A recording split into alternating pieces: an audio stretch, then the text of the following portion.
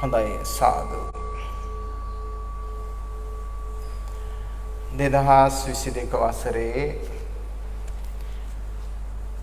9 වෙනි මාසේ අද 4 වෙනිදා භාවනා වැඩසටහන ශ්‍රද්ධාවන්ත ගුණගරුක වාසනාවන්ත පින්වත්නි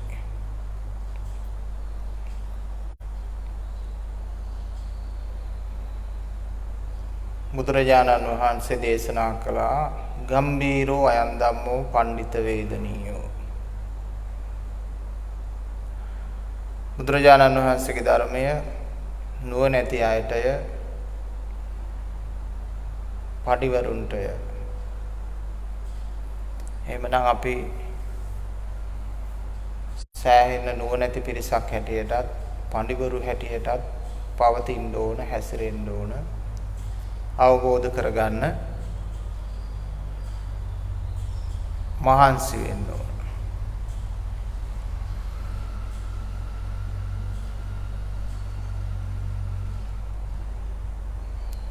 බුදුරජාණන් වහන්සේ පෙන්වා වදාළේ හිතක් සනසවා ගන්න විදිය හිතක් තැම්පත් කරගන්න විදිය. එහෙමනම් දැන් ඔබ අවධානය යොමු කරන්න ඕන හිතට. බනට නෙමෙයි. දැන් අවධානය යොමු කරන්න ඕන කොහටද? හිතට අවධානය යොමු කරන්න ඕන. දෙක තමයි බනට. සද්ධර්මයේ දෙකට. එකට යොමු වෙන්නේ හිතට. දැන් තමන්ගේ හිතට යොමු කරගන්න අවධානය.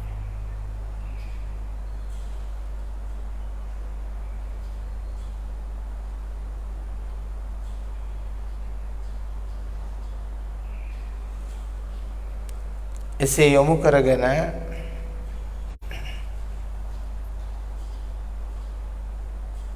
ටික වෙලාවක් සිටින්න. ඒ තමන්ගේ හිත. ඒ හිත හොඳට හදාගත්ත හිතක් නම් ඒ හිත හරීම කලබලයි. නරකට හදාගත්ත හිතක් නම් ඒ හිත හරීම සංසුන් නැති.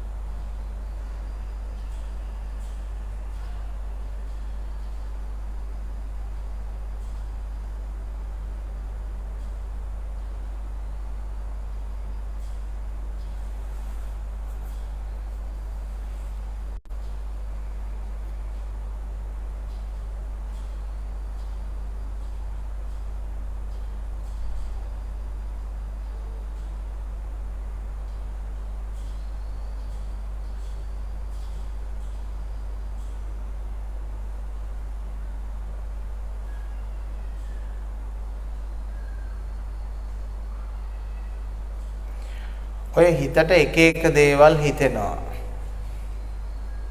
ඒක තමයි හිතේ ස්වභාවය. එක එක දේවල් එක එක වෙලාවට පහළ වෙනවා, අරමුණු පහළ වෙනවා. ඒ පහළ වෙන්නේ අපි ගත්ත දේවල් වලට අනුව.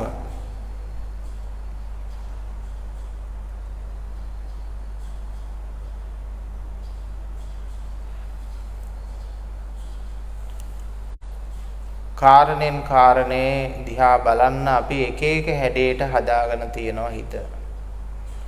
මිනිස්යාගෙන් මිනිස්යාට බලන්න අපි එක එක හැඩයට හදාගෙන තියෙනවා හිත.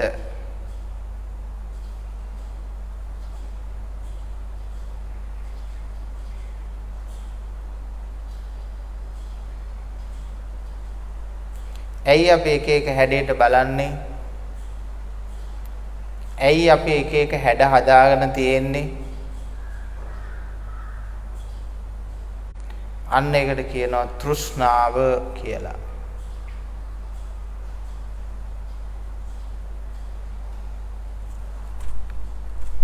තමන් කැමති විදිය තෘෂ්ණාව.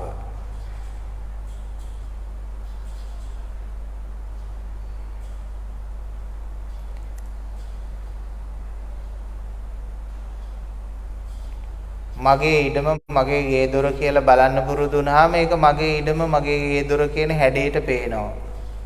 තෘෂ්ණාව. ඒක අනුන්ගේ කියලා හිතන්න පුරුදු වුණාම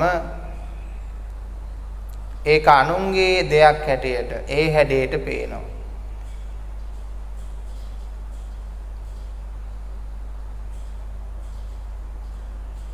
හිතේ ස්වභාවය තමයි බලන දෙයට අපි හැඩයක් හදාගෙන තියෙනවා ඒ හැඩයට පේනවා. ඒක තමයි පුතඥකම. ඒක තමයි ලෝකේ ස්වභාවය.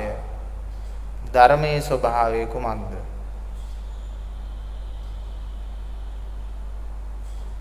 හැඩයකට බැලීමද? නෑ පින්නතුනේ, ධර්මයේ ස්වභාවය පුරුදු කරනවා නම් හැඩයකට බලන්න එපා.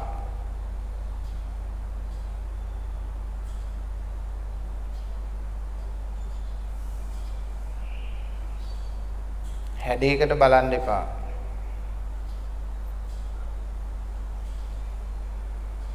Taman ළඟ හැඩ තියෙනකොට ලෝකයේ හැඩයක් පේනවා.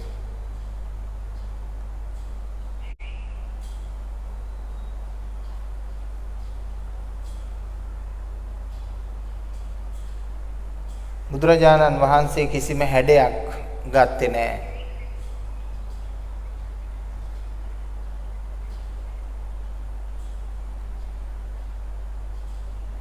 Taman හැඩයිද කියලාත් අහනවා. Taman හරි හැඩයි.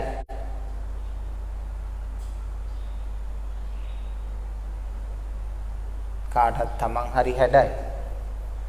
Tamanට හොඳ විදිය තමයි Tamanගේ හැඩේ. හැඩේ කියන්නේ ඒ වචනේ තේරුම හොඳට තේරුම් ගන්න අපි කියනවා එක එක හැඩ. මේක රවුන්ඩ් හැඩයි. මේක හතරස් හැඩයි. දිගටි හැඩයි. ඒ වගේ පින්නතුනේ නොයෙකුත් හැඩ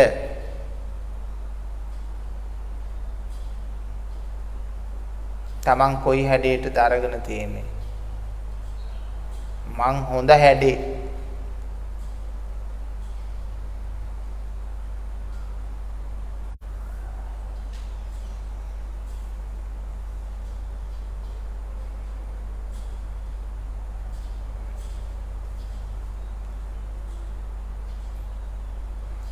විඥානයේ ස්වභාවය තමයි පින්නතුනේ අර මාළුවෙක් වගේ හැමතිස්සෙම මාළුවෙගේ ස්වභාවය මොකද්ද? මාළුවා කට ඇර හැමතිස්සෙම පියපියා ඔහු ගොදුරු එකතු කර ගන්නවා. ආහාර එකතු කර ගන්නවා. තලගොයෙක් වගේ සතෙක් ගත්තාමත් ඒ සතා හැමතිස්සෙම දිවක් එළියට යොදමින් කබරයන් ආදී සතුනුත් ඒ ආහාරයක් එකතු කරගනිමින් තමයි යන්නේ. ඒ වගේ බින්නතුනේ මනුස්ස විඥානයේ හැඩෙත් මොකද්ද?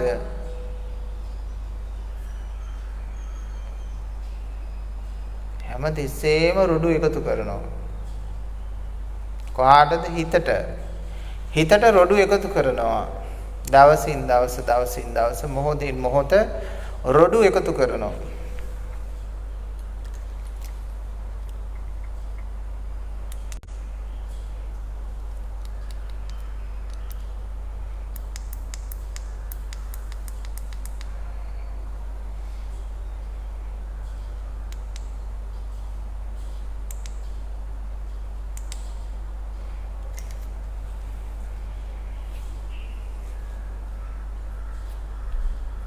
හිතේ ස්වභාවය. ඒකට තමයි මමත්වය කියලා කියන්නේ.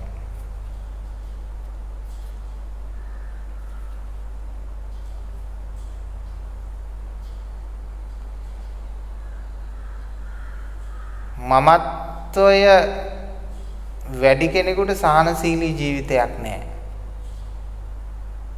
ඇයි? කාන්දමක් වගේ කාන්දමක් පාර දිගේ ඇදගෙන ගියොත් අපි පොඩි කාලේ එහෙම කරනවා ලනු කෑල්ලක ගැට ගහලා පාර දිගේ කාන්දම් කෑලි ඇදගෙන යනවා. ඇදගෙන ගියාම ඒ වැලිවල තියෙනා වූ නොයෙකුත් දේවල්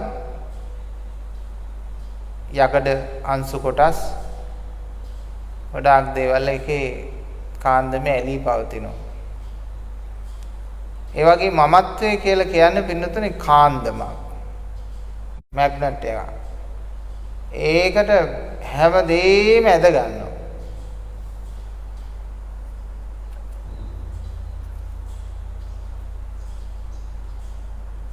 හැමදේම ඇද ගන්නවා.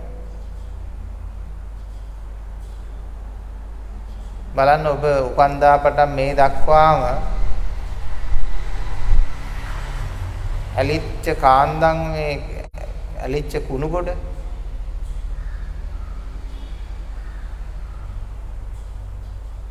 දරුවොත් ඇලිලා නෑයොත් ඇලිලා ඥාතිත් ඇලිලා ස්වාමි භාර්යාවරු ඇලිලා හිතවත්තු ඇලිලා ආකල්ප ඇලිලා දේශපාලනේ ඇලිලා නානත්ත් කාය නානත්ත් සංඥා ඉති විවිධ විදියට විවිධ දේවල් වල එක එක රොඩු ඇලිලා තියෙනවා. ඒ රොඩු ගැන කතා කරමින් ජීවත් වෙනවා. ඒ තමයි මනුස්ස විඥානයේ ස්වභාවය. හැබැයි ওই ස්වභාවය බිඳින්න ඕන. ওই ස්වභාවය ධර්මයට එනකොට ඕක ස්වභාවයක් නෙමෙයි ඕක විකෘතියක්.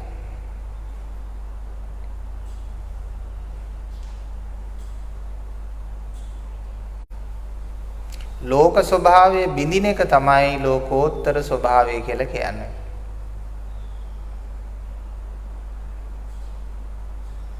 ලෝක ස්වභාවය බිඳින එක තමයි ලෝකෝත්තර ස්වභාවය.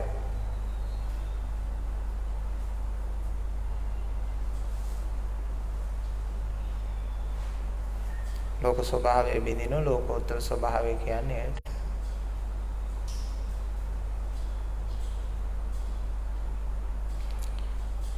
කිසිම හැඩයක් ගන්න එපා පින්නතුනේ. ධර්මයේ වැඩෙන්න ඕන නම් ඔබට අවශ්‍ය නම් ඔබ කිසිම හැඩයක් ගන්න එපා. කිසිම දෙයක් කරන්න යන්න එපා.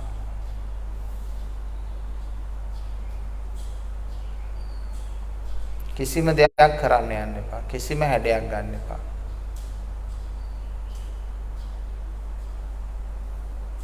නොකර ඉඳීම කියලා කියන්නේ කරන්න යෑමක් තමයි. මම ඔන්න කිසිවක් නොකර ඉන්නවා. ඒකත් කරන්න යෑමක්, ක්‍රියාවක්. පාඩුවේ ඉන්නවා. ඒත් කරන්න යෑමක්.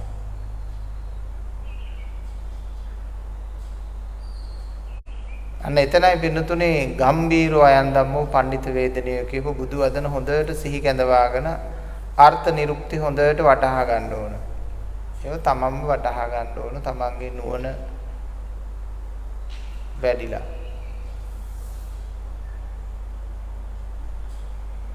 අන්න ඒව හොඳින් තේරුම් ගත්තොත් තමන්ටම තේරෙනවා තමන්ගේ හිත පිහිටවන්න ඕන ආකාරය.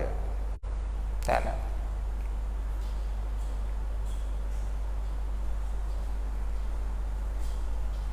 කොයිද ඕන සිත පිහිටවන්න?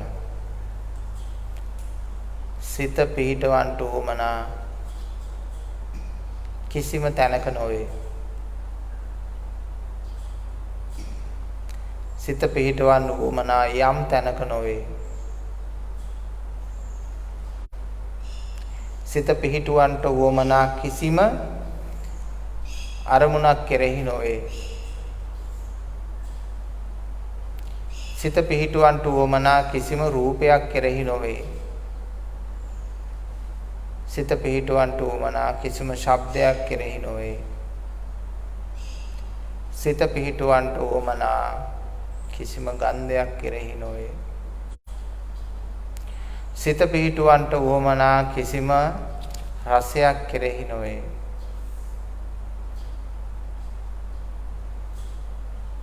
සිත පිහිටවන්න උවමනා කිසිම විඥානයක් කෙරෙහි නොවේ.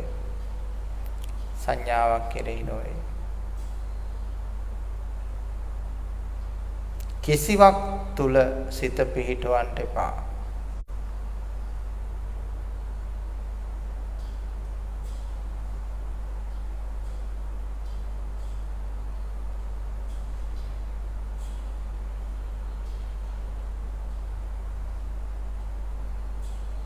කිසිවක් තුල සිත පිහිටවන්න එපා.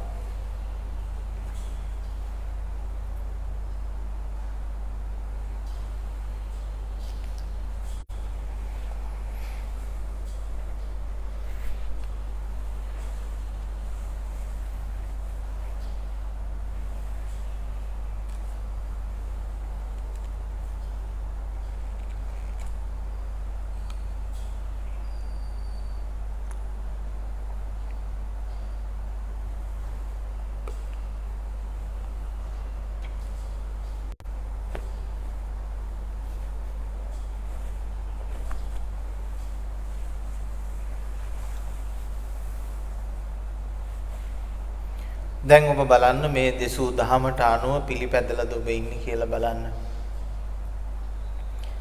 ඔබ කිසිවක් තුල සිත පිහිටුවාගෙන නම් සිටින්නේ ඔබ දහමට අනුගත නැහැ. ඒ කියන්නේ ධම්මානුපස්සනාවට ඇවිල්ලා නැහැ. ධම්ම අනුපස්සනා කියලා කියන්නේ ධර්මයට අනුව හැඩගැසීම. ඔබට උවමනා ක්‍රමයටයි ඔබ හැඩගැහිලා සිටියේ. දැන් ඔබ හැඩගැහෙනවා දහමට අනුව හැඩගැහෙනවා.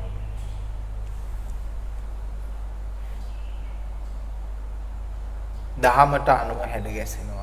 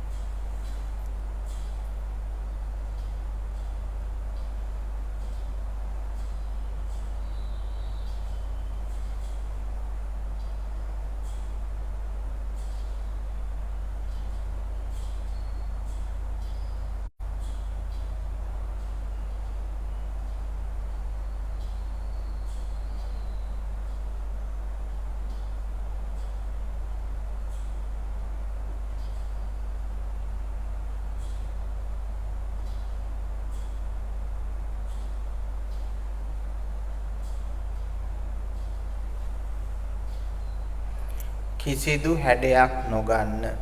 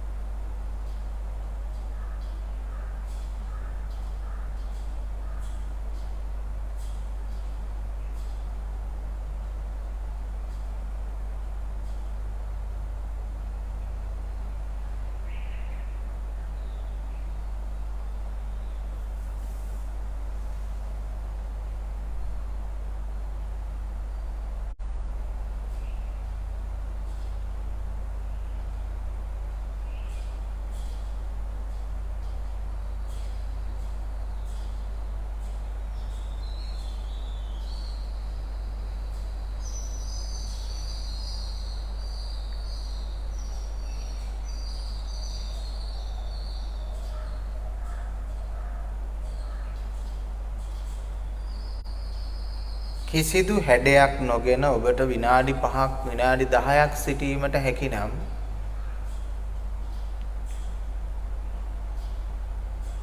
ඔබට හැකි මේ ලෝකයේ තියෙන ඊටාම ශාන්ත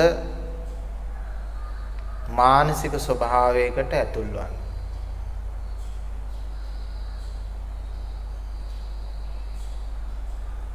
අපි ඒක විවිධ නම් වලින් හඳුන්වන්න පුළුවන්. එහෙම නම් වලින් හඳුන්වන්න අවශ්‍ය නැහැ. නමුත් මේ ලෝකේ තියෙන ඊටාම ශාන්ත මානසික ස්වභාවයකට ධර්මතාවයකට ඔබට ඇතුල් වෙන්න පුළුවන්. ඔබ කිසිදු හැඩයක් නොගෙන විනාඩි 5ක් ඔබට ඉන්න පුළුවන් නම් එහෙත් ඔබ කොච්චර හැඩයක් නොගෙන කියලා හිතුවත් හොඳින් පරීක්ෂා කර බැලුවොත් ඒක ඇතුලේ හැඩයක් තියෙනව වෙන්න පුළුවන්. අන්න ඒ නිසා තමයි මේ උතුම් ශාන්තභාවයට ඔබටපත් වීමට මේ දක්වා නොහැකි වෙලා තියෙනවා නම් හේතුව. ඔබ හිතන් ඉන්නෝ දැන් මට හැඩයක් නැහැ කියලා. ඒ වුණාට ඔබට නොපෙනෙනු ඔබ තුල හැඩයක් තිබෙනවා.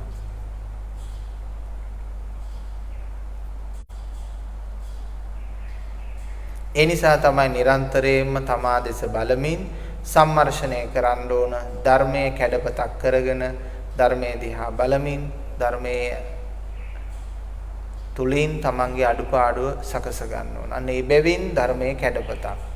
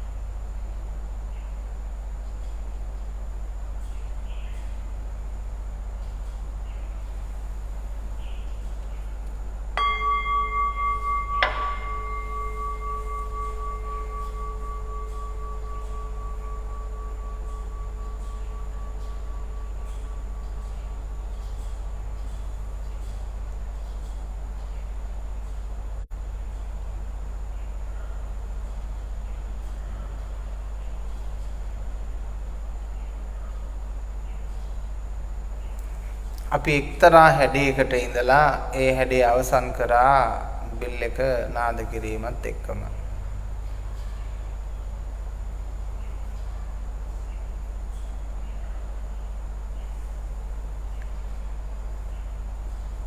තමන්ගේ සැකස්ම අනුව තමයි තමන්ට තේරුම් කරගන්න පුළුවන්කම තියෙන්නේ.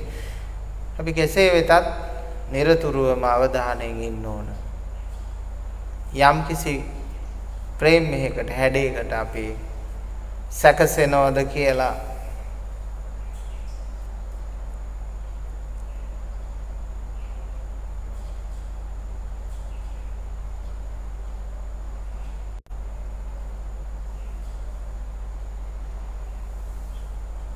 අන්න ඒකට කියනවා අත නොහැර අල්ලා ගැනීම උපාදානය. ඒතකොට බුදුහාමුදුරුවෝ මේ පෙන්වුවේ ඇත්තටම හිතෙන් අල්ලා නොගැනීමක්. මොනවද අපි අල්ලගන්නේ හිතෙන්? ඇත්තෙම වස්තු භාණ්ඩ අපිට හිතෙන් අල්ලගන්න බෑනේ. ඒවා අපිට දෑතින් අල්ලන්න පුළුවන්. අපි හිතෙන් අල්ලන්නේ මොනවද? රූප, වේදනා, සංඥා, සංකාර, විඥාන කියන අභෞතික ශක්තියින්. පැහැදිලිද? ඒ අභෞතික ශක්තිය. ඒවා තුළ භෞතික දේවල් ගැබ් වෙලා තියෙන්න පුළුවන්. නමුත් ගැබ් වෙලා තිබුණට අභෞතික ශක්තිය.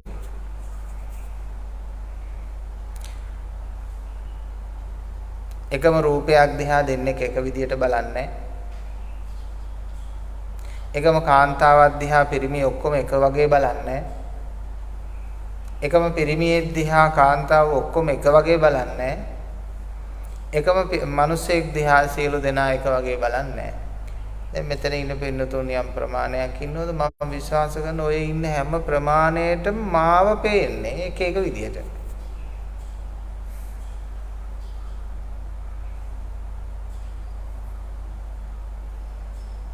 තමන් අඳුනගත්ත විදිය එක එක විදියට තමයි පේන්නේ. ඔතේ ඒක කාටවත් පේන්නේ ආධ්‍යාත්මික කිසිම හැඩයක් නැති කෙනෙක් කියලා පේන කෙනෙකුට ඉන්න පුළුවන්. ඒ අවබෝධයටපත් වෙච්ච කෙනෙකුට විතරයි. කිසිම හැඩයක් නැහැ. අනිත් අයට හැඩයක් තියෙනවා.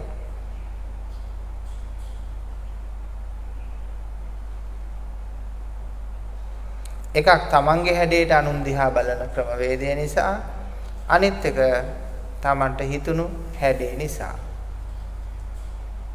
බුදුහාමුදුරුවෝත් එහෙමයි. හැමෝටම බුදුහාමුදුරුවෝ එකම විදියේ එකම හැඩයකින් නෙමෙයි පේන්නේ. එක එක විදියට පේන්නේ බුදුහාමුදුරුවෝ. බුදුහාමුදුරුවෝ දිහා එක එක ආකාරයට බලන්නේ. හැමෝටම බෝධීන් වහන්සේ බෝගස එක විදියකට පේන්නේ නැහැ. එක හැඩයකට පේන්නේ. එක එක නානත්ත් ස්වභාවයන් වලින් පේන්නේ. ඒක තමයි රූප වල තියෙන తত্ত্বය.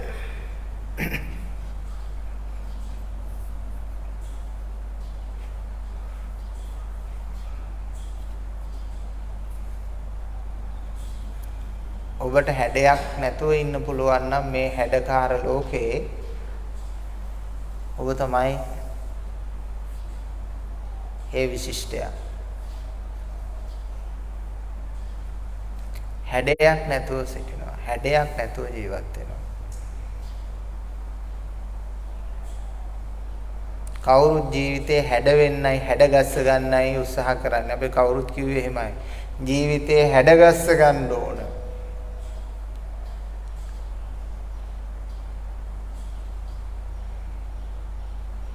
ඒ කියන්නේ අපි ලෝකේ සම්මතයි කියපු ගරු කරන හැඩයක් අපි හදාගන්න එකනේ කරන්නේ. දරුවන්ට උගන්වන්නෙත් එහෙමයි. අපි කියන්නේ ලෝක සම්මතයේ පිළිගත්තා වූ හැඩයක් හදාගන්න. දැන් හැමෝම බලාපොරොත්තු වෙන්නේ මේ ડોක්ටර් කෙනෙක්ගේ හැඩයක් දෙන්න දරුවන්ට. ඒක තමයි ටිකක් පිළිවෙලක හැඩයක් ඇති කියලා හිතන්නේ. හැමෝම ගිහිල්ලා ඔළුව ගහන තැන.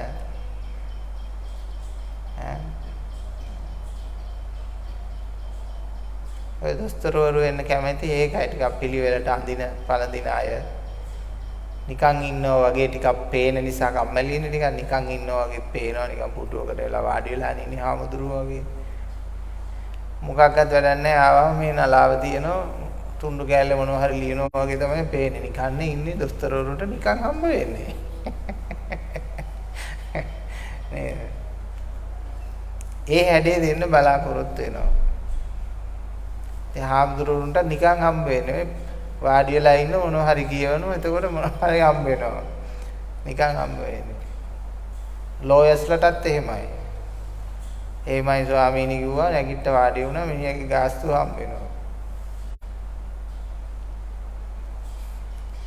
එහෙම තමයි ඉතින් නොදන්න ලෝකේ හිතන්නේ. දන්න කෙනා තමයි දන්නේ ඒකයට මොනතරම් වගකීමක් එක්ක ගැඹුරු කාර්යභාරයක් තියනවාද කියලා.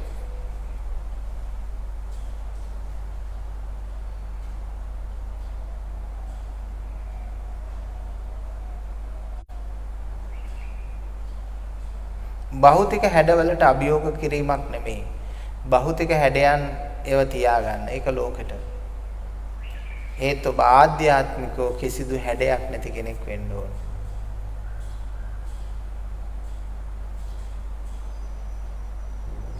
අර විදේශිකයෙක් මගෙන් ඇහුවා මොකද්ද ඔබේ ආගම කියලා. මම ඔහුට දුන්න උත්තරේ තමයි මට ආගමක් නැහැ කියන එක. ඒකෙන් අදහස් වෙන්නේ මට හැඩයක් නැහැ කියන එක. ඉතින් එතුමා බොහොම ගැඹුරින් ධර්මයේ හදාරමින් යන කෙනෙක් වීම නිසා එතුමාට තේරුණා හොඳට මං කියපු දේත් ඔව් ආපු දේත් මොකද්ද කියලා. ඉතින් එතුමා හරි සන්තෝෂයෙන් මට අතකත දීලා මම ළඟින් වාඩි වෙලා කතා කරන්න පටන් ගත්තා. මොකද ඔහු පිනා ගියා මන් දීපු උත්තරේට. මට කියන්න තිබුණේ බෞද්ධ දහම කියලා නේද? මගේ ආගම බෞද්ධ දහම. එහෙම කිව්වනම් ඒක ටිකක් ලාමක ලදරු පාසල් උත්තරයක් වෙනවා ඒක එතුමට. ඒ නිසා ඒ වගේ අයට ඒ වගේ උත්තර අවශ්‍යයි. ආගමක් දහමක් වැඩි පසුපස ගියේ නැති වුණාට ඒ සමහර විදේශික මහත්තුරු හරිය ගැඹුරු උත්තර අහනවා. ජර්මන් ජාතිකයෙක් දවසක් ලංකාවට ඇවිල්ලා ඔහු ජාත්‍යන්තර ව්‍යාපාරිකයෙක් මගෙන් අහුව ප්‍රශ්නයක්. ඔයගොල්ලන්ගේ ආගමේ හැටියට ඔයගොල්ලෝ හොඳ නරක වෙන් කරගන්නේ කොහොමද කියලා. හොඳ මේක හොඳයි මේක බෑඩ් කියලා කොහොමද හඳුනගන්නේ කියලා. කියන්න තිබ්බනේ අපේ පොතේ කියලා තියෙනවා හොඳ දේවල් වෙනවා. අපේ පොතේ ආගමේ උගන්වලා තියෙන වැරදි දේවල් වෙනම ශික්ෂාවල් වෙනම. එහෙම කිව්වනම් සුද්දා hina වෙනවා. ඉතින් ඕකනේ ඉතින් හැම ආගමකම කරන්නේ කියලා කියයි. හැමෝම තමන් හදාගත්ත විදියට තමන්ගේ පොත දිහා බලලා තමයි හොඳද නැද්ද? පොත දිහා බලලා තමයි සතා කනවද නැද්ද? පොත දිහා බලලා තමයි තීරණය කරන්නේ ඔක්කොම. ඒව තියෙන්නේ මෝඩ ජනයාට. ඒකයි ආගම් තියෙන්නේ මෝඩ ජනයාට කියන්නේ ඒකයි. දර්ශනේ තියෙන්නේ ප්‍රඥාවන්තයන්ට. ආගම් ලෝක නිර්මාණය වෙලා තියෙන්නේ මෝඩ ජනයාට. දාර්ශනිකයා ආගමිකයාට වඩා ගොඩාක් උසස් ඒ වගේම ශ්‍රේෂ්ඨයි විශිෂ්ටයි. ආවේගශීලී වෙන්නේ නැහැ, ත්‍රස්තවාදීන් වෙන්නේ නැහැ දාර්ශනිකයා. ආගමිකයා ත්‍රස්තවාදීන් බවට පත් වෙනවා. තමන්ගේ ආගම වෙනුවෙන්, ජාතිය වෙනුවෙන් මරාගෙන මැරෙනවා වැඩ කරනවා. ඒ නිසාම අපි ඔබට ආරාධනා කරනවා ආගමිකයෙකු නොවන්න, දාර්ශනිකයෙකු වන්න. දාර්ශනිකයෙකුට ආගමක් නැත. විද්‍යාඥයෙකුට ආගමක් නැත. ඔහුගේ ආගම මේ ස්වභාව දහම. ස්වභාව දහම පරයා යන ආගමක් මේ ලෝකේ කිසි කෙනෙක් නිර්මාණය කරලා නැහැ. ආගම් කිසිදු කෙනෙකුට නිර්මාණය කරන්න බෑ. ලෝකේ තියෙන ශ්‍රේෂ්ඨතම දහම සෝබා දහම. ඒ නිසා සෝබා දහම ඉගෙන ගන්න.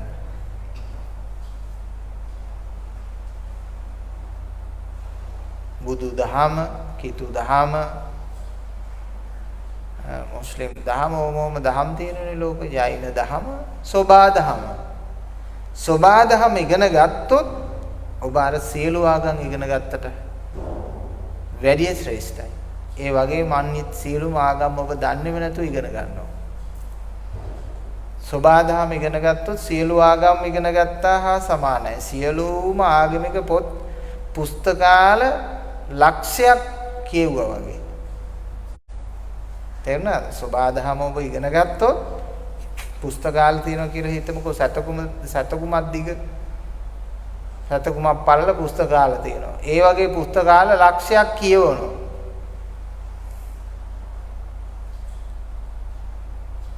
ඒක ජීවිතේදී වෙරිනවනේ නේද? පුස්තකාල එකක් කියව ගන්න.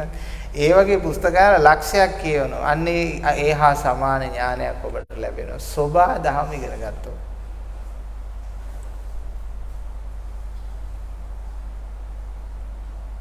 ඒ නිසා ආනන්ද ස්වාමීන් වහන්සේට තියෙන්නේ අන්නේ පුස්තකාල ලක්ෂයේ දැනුම.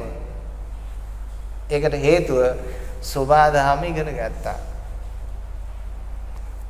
ඉතින් අපේ ශ්‍රාවකයන්ට මතක් කරන්නේ තේ සෝබා දහම ඉගෙන ගන්න.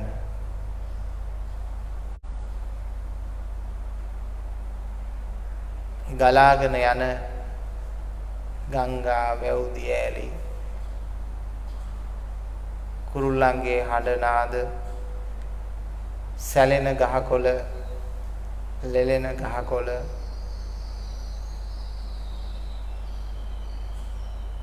අපට කියා දෙන පාඩම් කොහොමයි. සෝබා දහම ඉගෙන ගන්න නම් ඔබ පුළුවන් තරම් ස්වභාවික වෙන්න ඕන. කෘතිම වෙන්න එපා. පුජ්‍යලයක් වෙන්න උත්සාහ කරන්න එපා. කෙනෙක් වෙන්න එපා. කෙනෙක් නොවී සිටින්න. ගැහණියෙක් වෙන්නත් එපා, පිරිමියෙක් වෙන්නත් එපා. වෙනාන් කෙනෙක් වෙන්නත් එපා. සෝබා දහමටපත් වෙන කෙනාට මේ කිසිම කෙනෙක් වෙන්න බෑ. මිනිස්සෙක් වෙන්නත් එපා. දෙවියෙක් වෙන්නත් එපා. තිරිසනෙක් වෙන්නත් එපා. යක්ෂයෙක් වෙන්නත් එපා. පෙරේතයෙක් වෙන්නත් එපා. පෙරේතයාගේ ස්වභාවය නොයෙකුත් දේවල් වලට ලොල් වීම.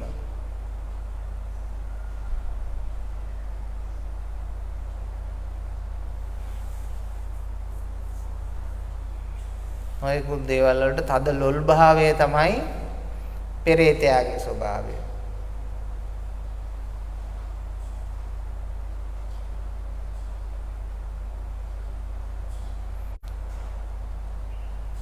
ඇත්තටම අපි කතා කරේ නැති වුණාට මේ සමාජයේ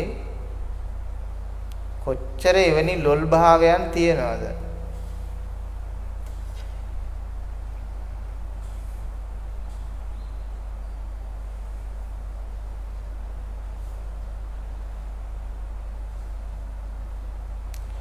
වස්තු සම්පත් වලට ලොල් භාවය නිසා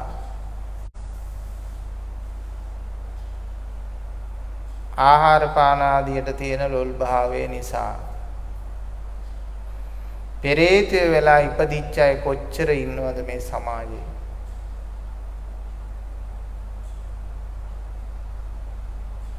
ඉතින් බලන්න ඔබෙත් ලොල් භාවය තියෙනවද කියලා. වෙන අය හිතාගෙන ඉන්න විදියට අපි හිතන්න යන්න උවමනා නැහැ.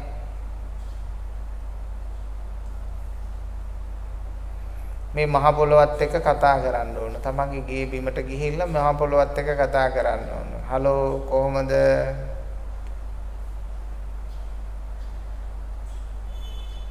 මේක නෙමෙයි මට කියනෝක මේ මෙතන මේ පදිංචි වෙලා ඉන්නේ මේ කීවෙනි එක්කෙනාද මම? ආගෙන්ද මේ අහන්නේ? මහ පොළොවෙන් අහන්නේ. කීවෙනි අයිතිකාරයද කියනෝක? ඔව් ඉන්න මං ගණන් හදලා කියන්නම් කියලා ගියයි ටික වෙලාවක.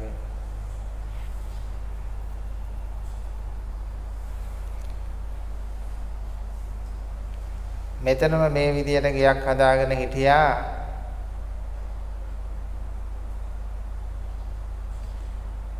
කෝටි ගාණක් කියලා කියාවේ.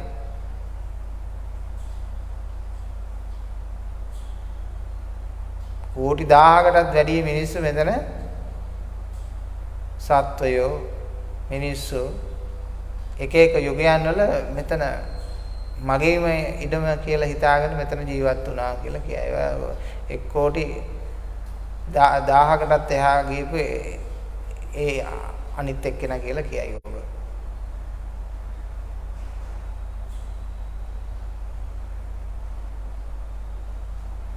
ඊළඟට අනාගතයේ කොච්චරයි මේක ඉඳීද මෙතන අයිතිකාරය හැටියට.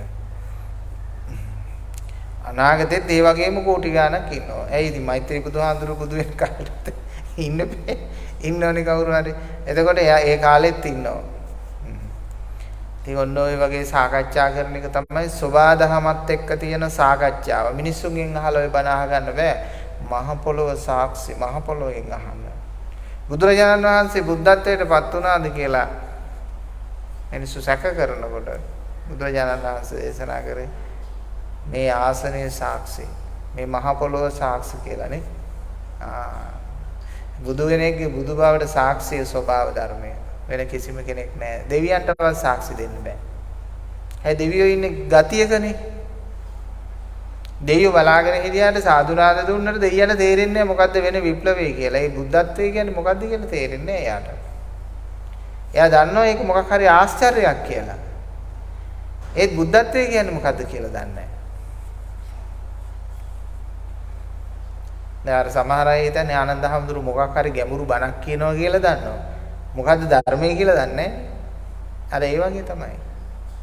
බුදුහාමුදුරු මොනවා හෝ උතුම් ගුණයකට ආශ්චර්යයකටපත් වෙලා ඉන්නවා. පත් වුණා කියලා දන්නවා. හැබැයි මොකද්ද කියලා දන්නේ නැහැ. සාක්ෂිය හැබැයි හොඳටම අඳුරන්නේ මේ මහ පොළොව. ඇයි?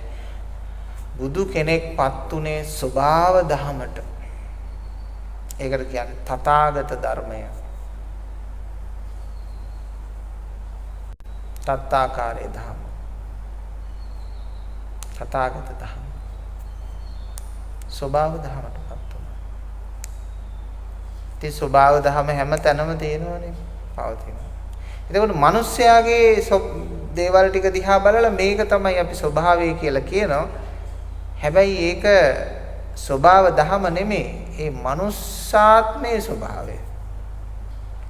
තිරිසං ආත්මයේ ස්වභාවය. ප්‍රේතාත්මයේ ස්වභාවය. දේවාත්මයේ ස්වභාවය. ඒ ස්වභාවයට ස්වභාව ධර්මයේ සම්බන්ධ නැහැ. ඒක පුජ්‍යලානුගත ස්වභාවය.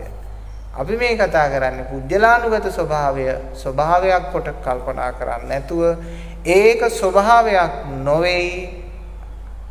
ඒක අස්වාභාවිකත්වයක්. හදාගත් එකක්. අපි ස්වභාව ධමයටපත් වෙන්න ඕනේ.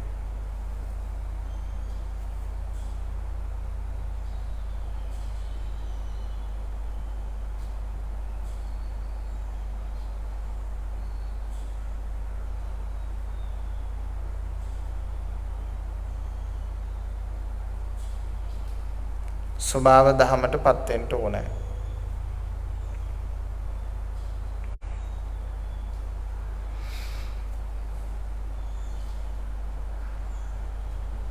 දැන් ඔබ තවම පුජ්‍යලයක්ද?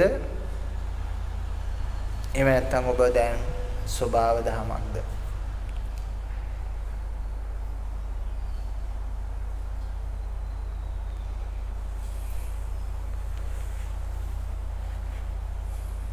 ස්වභාව දහමක් බවට පත් වුණාට පස්සේ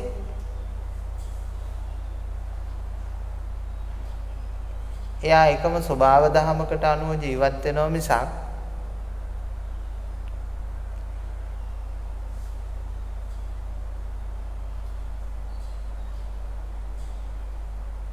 එයාට කිසි දෙයක් මේ ලෝකෙ එහෙම ලොකු නෑ පොඩි නෑ.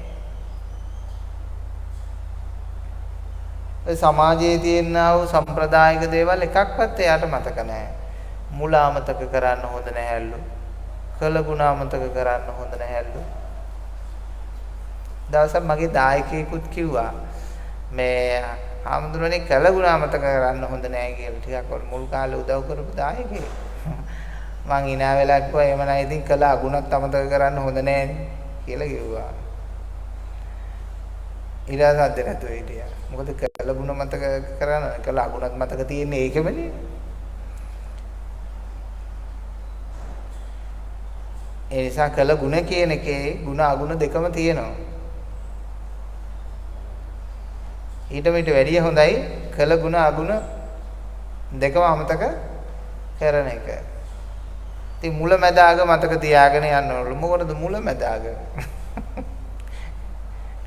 මේ මොහොතේ ඉපදිලා මැරෙන මේ සත්වයා මේ මොහොතේ මේ ලක්ෂ කෝටි වාරයකින් පරිණාමය වෙන මේ සත්වයා මේ මොහොතේ ශෛල කෝටි ගාණක් මැරිලා ගිහිල්ලා අපි වයසට යන මේ සත්වයා මොනවදනේ මුල මතක තියාගෙන ඉන්නේ? මොකටද මුල මතක තියාගෙන ඉන්නේ? ඉතින් අර පුජ්‍යලයකට සැලකුවාම පුජ්‍යලානුගතව පුජ්‍යලයෝ හිතන ක්‍රමය ඕකයි.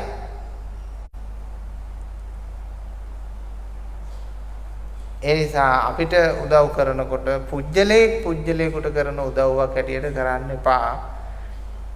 පුජ්‍යලයක් නැති කෙනෙකුට කරන උදව්වක් කියලා හිතලා කරන්නත් පුළුවන්. එහෙම නැත්නම් පුජ්‍යලයක් නොවන කෙනෙකුට කරන උදව්වක් හැටියට කරන්න පුළුවන්.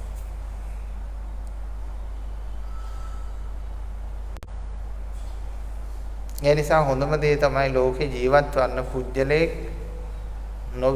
පුජ්‍යලයක් නොවි කටයුතු කරන්න. බුදුරජාණන් වහන්සේ කියලා කියන්නේ මහා කරුණාවන්තයි. වළඳන බත් පිට වුණත් තව කෙනෙක් ආවොත් ආහාර අරගෙනද කියලා අහලා ඒ වළඳන කොටසින් භාගෙ දෙනවා.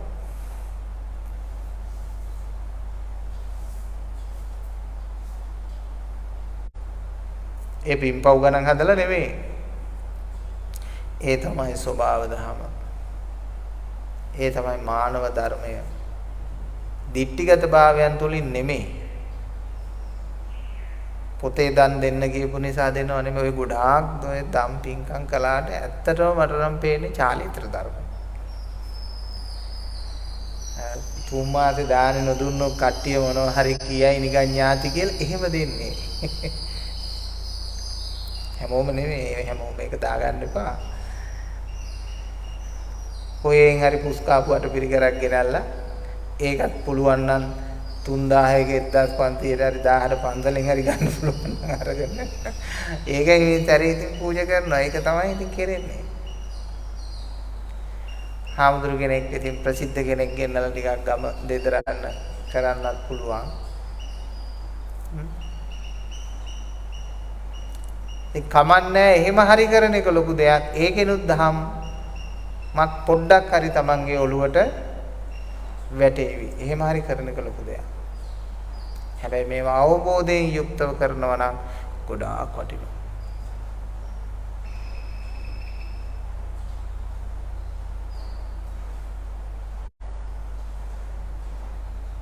මම හැමෝටම කියලා තියෙන්නේ මලාම පාංශුකුල් වලට අපිට එන්න කියන්න එපා.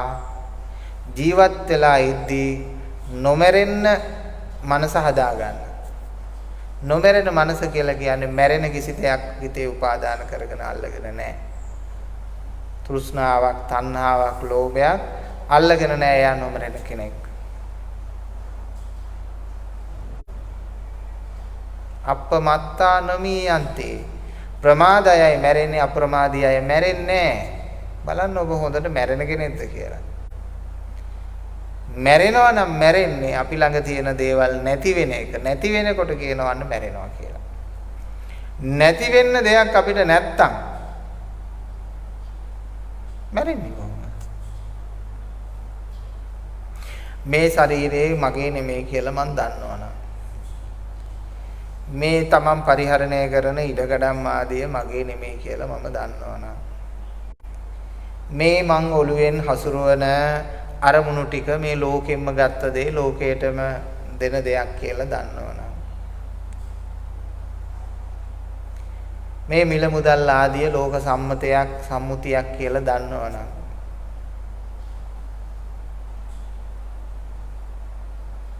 මේ කිසිවක් ගෙනාවේ නැත්තම් ගෙනියන්නේ නැත්තම් තියාගන්න විදියක් නැහැනේ. තියෙන්න විදියක් නැහැ. මේවා බොහෝම తాවකාලික සම්මත විතරයි කියලා කල්පනා කරගෙන ඒ තුල තමන් උපේක්ෂා සහගත වෙනවා. අතහැරීමෙන් යුක්තව ඒවා පරිහරණය කරනවා. බුදුහාමුදුරුවෝ පින්නතුනේ මේ භෞතික දේවල් පරිහරණය කර විදිය උපමාවකට ගන්නේ පාපිස්සක් වගේ කියලා. පාපිස්සක් එච්චරම සැලකිල්ලෙන් ආදරෙන් පාවිච්චි කරන්නේ නැහනේ. ඔය පයිප් ඉදගෙන ගියා. ඒ නිසා සිව්පසේ කියලා කියන්නේ පාපිස්සක්.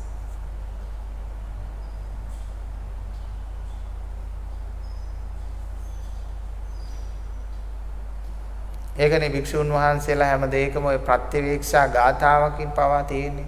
ඒක පුතඥ අයට ආරම්භයේදී කරන්න ඕන දෙයක්. මේක ආර්ය භූමියටපත් වෙච්ච උත්තරමයට මේ ප්‍රත්‍යවේක්ෂාව ස්වභාවයෙන් සිද්ධ වෙනවා. මතක් කරන්න ඕනේ නැහැ. මේවා පාපිසි හැටියට භාවිතා වෙන දේවල්.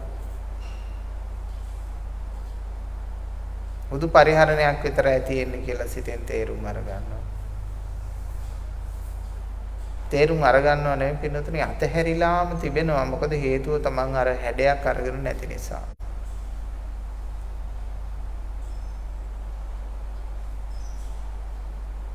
අපි මේ වචන වලින් කොච්චර පැහැදිලි කරත් වචන වලින් ධහම ගොනු කරන්න බෑ. ඒකට හේතුව වචන වල තියෙන්නේ රූප වේදනා සංඥා සංකාර විඥාන කියන පංච උපාදාන ස්කන්ධය. දැන් මේ ධ්වනියන් හැම එකටම ඔබ තුල රූප මැවෙන නිසා ඔබ කියනවා මට තේරෙනවා කියලා. එතකොට අපි භාෂාවක් ඉගෙන ගන්නවා කියලා කියන්නේ ඇහෙන ධ්වනියට චිත්‍ර මවා ගන්න ඉගෙන ගැනීම. ඒක නොදන්න භාෂාවක් දැක්කම ඒක කියව ගන්න බැරි. එහෙම නැත්නම් කියෙව්වත් ඒ වචනය තේරුම් ගන්න බැරි. හේතුව මොකද්ද? චිත්‍ර මැවෙන්නේ නැතිකම. එහෙම නේද? එහෙමනම් මේ භාෂාවක් තුල හැමතිස්සෙම සිද්ධ කරන්නේ පංච උපාදානස්කන්ධයේ කැරකෙවීම.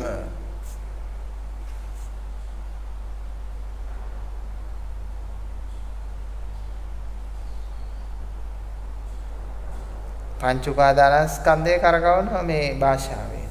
හැබැයි මේ භාෂාව ඉක්ම වූ වචනවල පවතිනා වූ දෙයක් නෙමෙයි කියලා මේක හරියට තේරුම් ගත්තාම මෙන්න මෙයා මේ වචන හලලා අර්ථ ගන්නවා. අර්ථවලට යන්න පුළුවන් පින්නතුනේ වචනවලට වඩා එහා ගමන.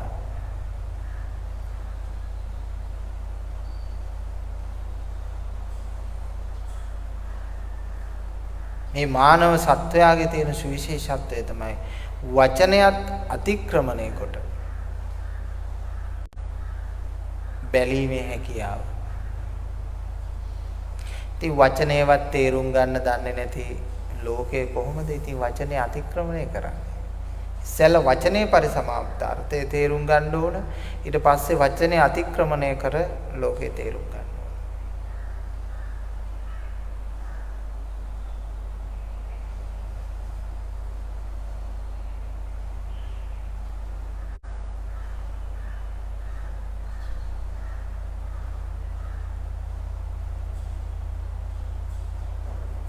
හැමතිස්සෙම ඔබ විවේකීව ඉන්න හැම මොහොතකම ඔබේ හැඩේ මකන්න. හැඩේ මකලා දාන්න.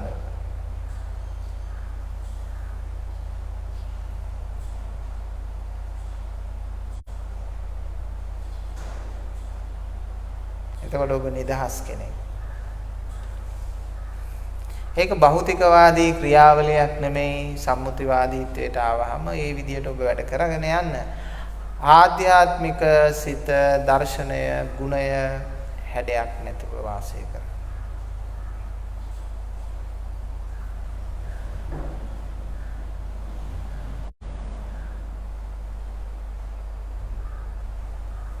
සමහර උදවිය භෞතිකවාදීත්වයෙන් පරමාර්ථය චෙක් කරන්න හදනවා. එහෙම කරන්න බෑ.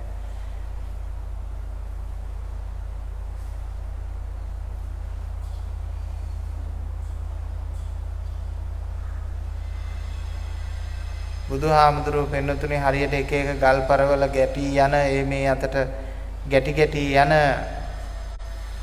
දිය දහරාවක් වගේ. එක වෙලාවක බුදුහාමුදුරු මණික් පුටුවක වාඩි වෙලා ඉන්නවා. තව වෙලාවක කළුවර ලීයෙන් හදාපු පුටුවක වටිනවා වැඩ ඉනවා. තව වෙලාවක බුදුරජාණන් වහන්සේ සඳුන් ලීයෙන් හැඩගසාපු පුටුවක වැඩ ඉන්නවා. තව වෙලාවක එලිමහනේ ගල් තලාවක වැඩ ඉන්නවා. තව වෙලාවක දුහවිලි පොළොවේ වැඩ ඉන්නවා. ඉතින් බලාගෙන හිටපු මිනිස්සු එක එක තැන්වලට එක එක ආකල්ප දුන්නා. දුහවිලි පොළොවේ හිටියනම් අන්න බලන්න උපේක්ෂාව, අන්න අතහැරපු ස්වභාවය, බලන්න අල්පේච්ඡකම. අපේ ලංකාවට බුදුහාමුදුරුවෝ වැඩි නම් මනින්නේ ඒව තමයි. සඳුන් පුටුවේ වැඩ ඉද්දි පේන්නේ හඳුන් පුටුව ඕනද? බුදු වුණා නම් හඳුන් පුටු මොකටද? ඔය හඳුන් පුටුව හදන සල්ලි වලින් කාට හරි টয়ලට් එකක් හදලා දුන්නා නම් මොකද වෙන්නේ? කියලා කල්පනා කරනවා. කරුවල ඊයේ අර පේන්නේ කරුවල කොච්චර දුර්ලභයිද? සෑහෙන ගණන් ඇති. බුදු වුණා නම් මොකද කරුවල? කියලා බලන්න. මණික් පුටුවේ වාඩි වෙලා ඉද්දි ඒ මදිවල ඒකේ මණිකුත් ඔබ්බලා. ඇත්තටම පින්නතුනේ මේ දියුණු වීම කියලා කියන එක මහා පාප කර්මයක් හැටියට දකින සමාජයක් වෙනවා නම් මම හිතන්නේ ඒක අපේ මේ සිංහල බෞද්ධ සමාජය.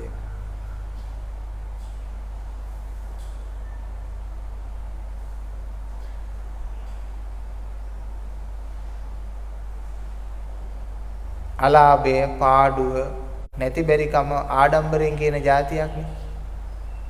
ඒ විතරක් නෙමෙයි. රෝග පීඩා හරි ආඩම්බරෙන් කියන්නේ. මං දවස් 20ක් හිටියනේ අර අහවල් මේ පෞද්ගලික රෝහලේ. ඔව්. බිල ලක්ෂ 25 පැන්න මං දන්නෙත් නෑ අපි දුවා ගෙව්වේ. හරි සන්තෝෂින් කියන කාලා ගන්න ඉන්න රටාවක්. එතකොට කොලෙස්ටරෝල් 450ට නැග්ගනේ. ඉතින් අනිත් ළඟ ඉන්න එක්කෙනා කියන ඔයාට 450ට මං දන්නේම නැතුව 550ට නැගලා තිබ්බනේ මට. හරිම සන්තෝසයි. ලෙඩ රෝග ආඩම්බරයට තත්වයක් ඇටියට කියනවා. ඊට පස්සේ සීනිත් එහෙමයි මට දන්නේ නැතුව මං නැගලා තිබ්බනේ 450ට 60ට. ඔයාට 450ට අපි මට නැග්ගනේ 675ට. 450 ඉතින් හරි තරගකාරීත්වය බලන්න ඒ තරම් ඒ කියන්නේ නැති බැරිකම ලෙඩ රෝග වියදම් අඬෝ වැඩියා ආඩම්බරෙන් කියන රටක් වේද මේ ශ්‍රී ලාංකික බෞද්ධ සමාජය. දියුණු වීම කෙනෙක් සාර්ථක වීම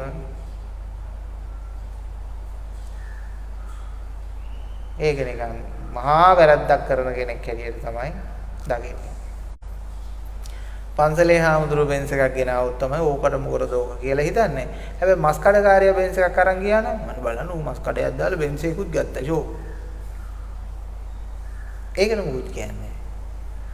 මොන කාලගන්නේ මානසිකත්වයක්ද හැදිලා තියෙන්නේ කියලා නම් මට නම් හිතා ගන්න බෑ. කොහෙන්ද මෙච්චර විකෘති වුනේ කියලා මට හිතා ගන්න බෑ. බුදුදහමෙන්ද බුදුදහම වගේ එකකින්ද බුදුදහම විකෘති වෙලා ඥාන විකෘති වීමක්ද තමයි පින්නතේ. එහෙම දෙයක් තමයි වෙලා තියෙන්නේ.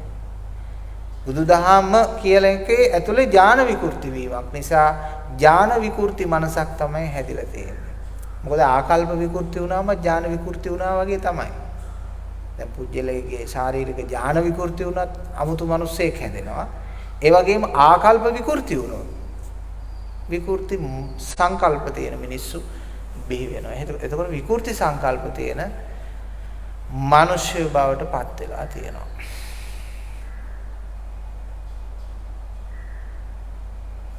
හැමෝම දියුණු වෙලා ඉන්නවනම් හැමෝම ලස්සනට අඳිනවනම් හැමෝම පිරිසුදුව ජීවත් වෙනවනම් හැමෝම සතුටෙන් ඉන්නවනම් හැමෝගෙම එක එක ලයික්ස් වලට ඉඩ දෙනවනම් දැන් මේ පොඩි ළමයිගේ ලයික් එක වෙනස්. පිරිමි කෙනෙක්ගේ ලයික් එක වෙනස්. කාන්තා කෙනෙක්ගේ ලයික් එක වෙනස්. ආමුදුරු කෙනෙක්ගේ ලයික් එක වෙනස්. කැමැත්ත වෙනස්. ඉතින් අපේ කැමැත්තට එයා හදන්න ඕනද? මම පටි දෙකේ සෙරප්පු දැම්මයි කියලා එන ගිහියෝ මෙතන ඔක්කොම පටි දෙකේ සෙරප්පු දාන්න ඕනද? මම මේ විදියට කඩ කපලා ඇඳුම් අඳින්නේ මම මේ පාටයි අඳින්නේ කියලා මිනිස්සු මේ පාට අඳින්න ඕනද?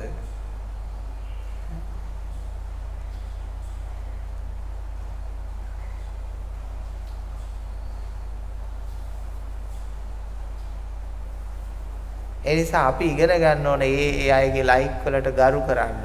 අපි අපේ ලයික් එකට ගරු කර ගන්නවා. වගේම අන් අයගේ ලයික් එකට කැමැත්තටත් අපි ගරු කරන්න ඕන. හරියට ලංකාවේ වගේ මේ ගෙදරකට ගියාම ප්ලේන් ටිනේ ගෙනල්ලා තියෙනවා. එයාගේ අහලා බලන්නේ රස්නේද බොනවද නැද්ද ඒ මොකුත් වැඩක් නැහැ. බීපී ප්ලේන් ටි. ඒ වගේ තමයි. කෙනෙක්ගේ ලයික් එක කැමැත්ත නොසොයා බලන පිරිසක්. එහෙම වෙන්න එපා. ස්වභාව ධර්මයටපත් වුනහම මේ සියල්ලම දැනගන්නවා කියන්නේ ඔන්න ඕක.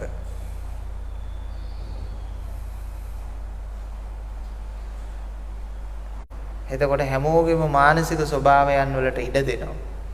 දැන් ගෙවල් වල වුණත් එකිනෙකාගේ ලයික් එකට ඉඩ දෙන්නේ නැති නිසා පිරිමියා උත්සාහ කරනවා පිරිමියා වගේ කෙනෙක් කරගන්න ගැහණිය. ගැහණිය උත්සාහ කරනවා ගැහණිය වගේ කරන්න පිරිමියා.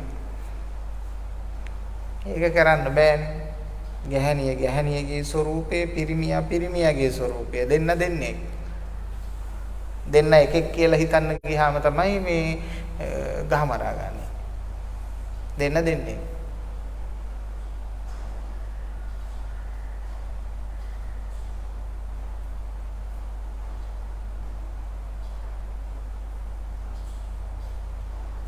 මානව ගුණාංග තියෙනවා වෙනතුනේ. මානව ලක්ෂණ තියෙනවා.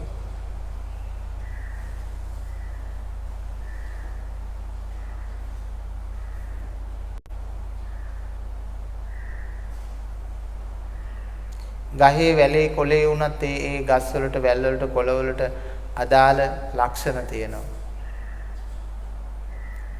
මේ පොළොවේ එකම විදිහේ සාරයක් නෙමෙයි පිනුතුනේ එකේ හැම ගහම ලබා ගන්නෙ.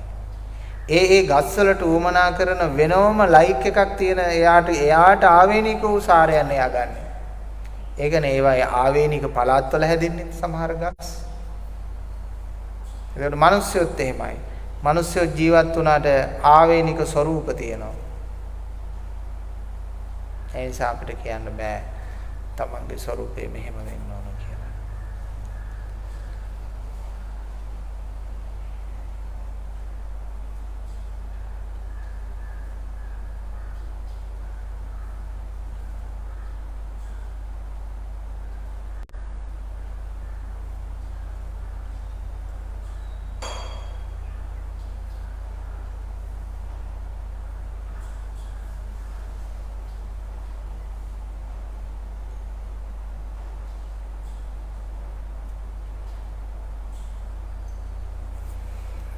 ස්වභාවයටපත් වුණාට පස්සේ පින්නතුනේ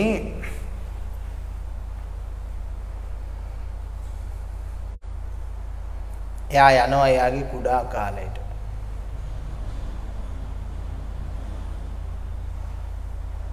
එයාගේ කුඩා කාලේ අවුරුදු 5ට කලින් වගේ කාලය. අන්න නිවැරදි ඇත්ත කාලය. තාත්තා කිව්වනම් එහෙම අම්මට කියන්න එපා පුතේ මේ කියලා රහසක්. එතනින්ම ගිහිල්ලා එහා පැත්තෙන් අම්මට කියන්න එපා කිව්වා තාත්තා මේක කියලා කියනවා.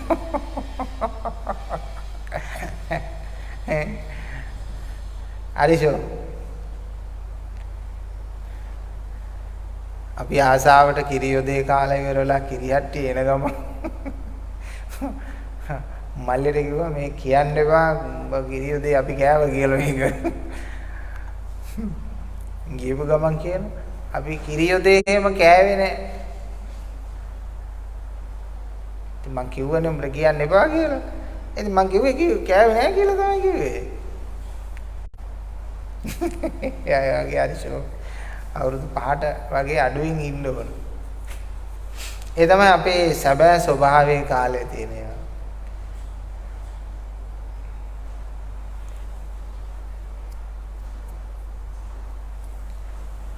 විවෘත මනසටපත් වෙනවා.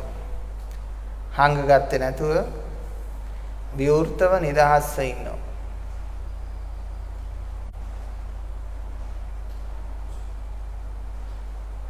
විවෘතයි නිදහස්. එයා ආගමෙන් පාලනය වෙන්නෙත් නැහැ. ජාතියෙන් පාලනය වෙන්නෙත් නැහැ. එයා ලෝක කිසිවකින් පාලනය වෙන්නේ නැහැ. එයා පාලනය වෙන්නේ ස්වභාව ධර්මයකින්.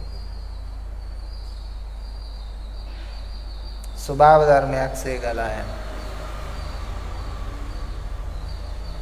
ඒ ආධ්‍යාත්මික සිතයි. ඒ ආධ්‍යාත්මික ස්වરૂපයයි. පුජ්‍යලයා නෙමෙයි. එසා හොඳට බෙදා වෙන් කරගන්න ඔබේ හිත හදාගන්න ක්‍රමයයි සම්මුති ජීවත් වෙන ක්‍රමයයි දෙකක්.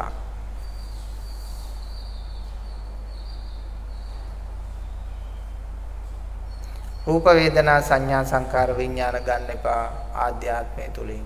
හැබැයි ඔබ සම්මුතියෙන් ගන්න ඕන. ඒව නැත්තම් පාරේ වම දකුණ ඔබට හොයාගන්න බැරි වෙනවා. කලර් ලයිට්ස් තේරුම් ගන්න බැරි වෙනවා. මුදලේ යගේ තේරුම් ගන්න බැරි වෙනවා.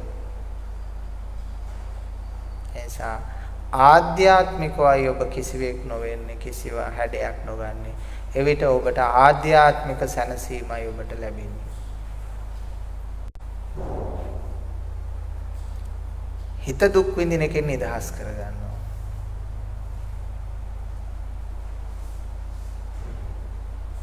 හිත දුක් විඳින එකෙන් නිදහස් කරගන්නවා.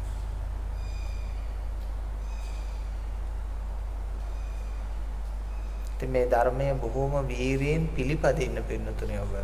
දැන් දැනුමට එන දේ මනස තුල පරිවර්තනය කරගන්න. නැත්තම් සමහර අය මට පේන විදියට මොලෙන් බණ අහලා තියෙන, මොලෙන් ධර්මය මෙනෙහි කරලා තියෙන සිත එහෙවම පැත්තක වහලා දාලා පෙට්ට ගමේ. හරියට අපේ ත්‍රිපිටකය වගේ. පන්සල් වල ත්‍රිපිටකය අපි දැකලා තියෙන කුඩා කාලේ ඉඳලම රාජ මහා විහාරවල වල අවුරුද්දකට සැරයක්වත් ඒ කබඩ් එකක් කරලා බැලලා නැහැ. ඒවම වහලා ඔහේ තියෙනවා. ගුල්ලු කනුවට ආයි පිහදාලා ආයි දානවා. ආයි කපුරු කැට ටිකක් දාලා ආයි දාලා තියෙනවා. එතකොට මිනිස්සුගේ හිතත් එහෙම කරනවා. ඒක පැත්තකට දාලා කබඩ් එකක් දාලා ලොක් කරලා තියෙනවා. මේ උඩින් තමයි ඔක්කොම කතා බහ. හිත මෙහෙ ගිනි ගන්නෝ හැදෙනෝ සංසාරේ හදනෝ හොඳට.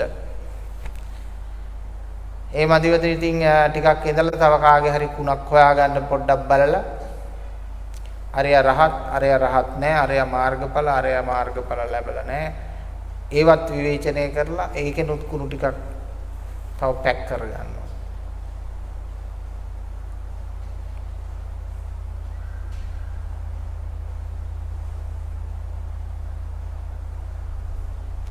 කාගේවත් රහත් නොරහත් ඒව මොකටද පිළිතුරුනේ අපිට?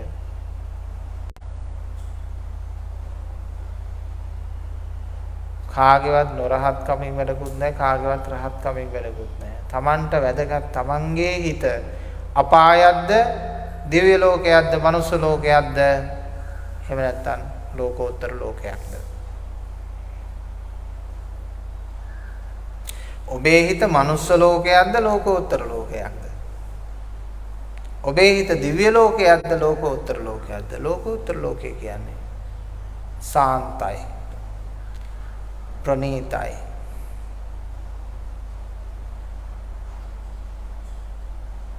ප්‍රණීත මනසක් තියෙන පින්නතුනේ ආර්ය භූමිය දියුණු කරද්දී යාට පවතින ප්‍රණීත මනස. ප්‍රණීතයි. බලන්න ඔබේ මනස ප්‍රණීතයිද කියලා ඔබට. ඒ කියන්නේ ලෝකේ තියෙන රසවත්ම කෑම කද්දී ප්‍රණීතයි. ඔබ රසවත්ම කෑම හැටියට සලකන අයිස්ක්‍රීම් එකක්, සැලඩ් එකක් මොනවා හරි මතක් කරගන්න. ඊට වඩා ප්‍රණීතයි. ඉතින් බලන්න හොඳම සැලඩ් එක හිතේ හදාගෙන කන්න පුළුවන්. මේ ධර්මයෙන් ලැබෙන අයිස්ක්‍රීම් එක, සැලඩ් එක හදාගත්තා නම් ඒක රස විඳින්න පුළුවන්.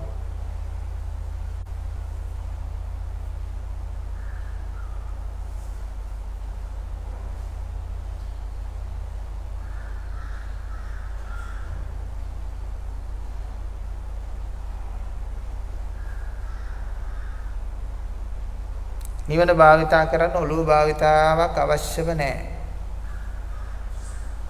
නිකන් ඔළුව මහන්සි කරලා නිකන් වද වෙන්න ඕනේ නැහැ.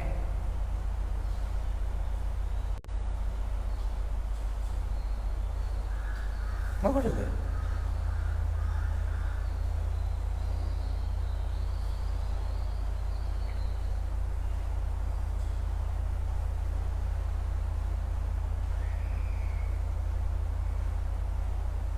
මොනවත් ගන්නත් නෙමෙයි දෙන්නත් නෙමෙයි අපි යන්නේ. ගනුදෙනු අවසන් කරන මාර්ගයක අපි ගමන් කරන්නේ. මොකවත් ගන්නත් නෙමෙයි දෙන්නත් නෙමෙයි. අතහරින්නත් එපා අල්ල ගන්නත් එපා. මම හිතන්නේ අපේ ආයතනයෙන් තමයි ලෝකේ පළවෙනි වතාවට ප්‍රකාශ කරේ මේ මුළු ලෝකෙම ඔබට අතහරින්න අයිතියක් නැහැ කියන වචනේ. අතහරින්න අයිතියක් නැහැ. ඒකේ අදහස් වෙන්නේ අල්ලගන්න අයිතියක් තියෙනවා කියන එකද? අල්ලගත්තොත් තමයි අතහරින්න වෙන්නේ. එයා ඔබට අතහරින්න කිසි දෙයක් අයිතියකුත් නැහැ, අල්ලගන්න අයිතියකුත් නැහැ. ඔබ අතහරින්නෙත් අනුන්ගේ දේවල්, අල්ලගන්නෙත් අනුන්ගේ දේවල්.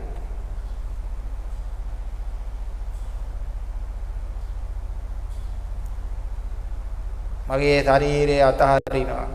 මගේ ශරීරය මගේ ශරීරය මේ දවසට ජල ලීටර් කීයක් ඔබ බොනවද? දවසට ආහාර ග්‍රෑම් කීයක් මේකට ඔබ බොනවද? හිරු එළියේ රස්නයත් අරගෙන හුස්මත් හැම තප්පර කීපයකට සැරයක් අරගෙන ඒ ඔක්සිජන් වලින් අපේ එන්ජිමත් විනාඩියකට 60-70ක් වැඩ කරමින් 80ක් වැඩ කරමින් එක එක්කෙනාගේ එක එක ස්වරූපයකින් වැඩ කරමින් මේක තිබෙන එකේ මගේ ශරීරය මගේ හිත පිනතුනේ ඕව කියන අයට පිස්සු සබ්බේ පුතජනා උම්මත්තකා මෙතන ඉපදිලා මෙතන මේ යනවා මෙතන ඉපදිලා මෙතන මේ යනවා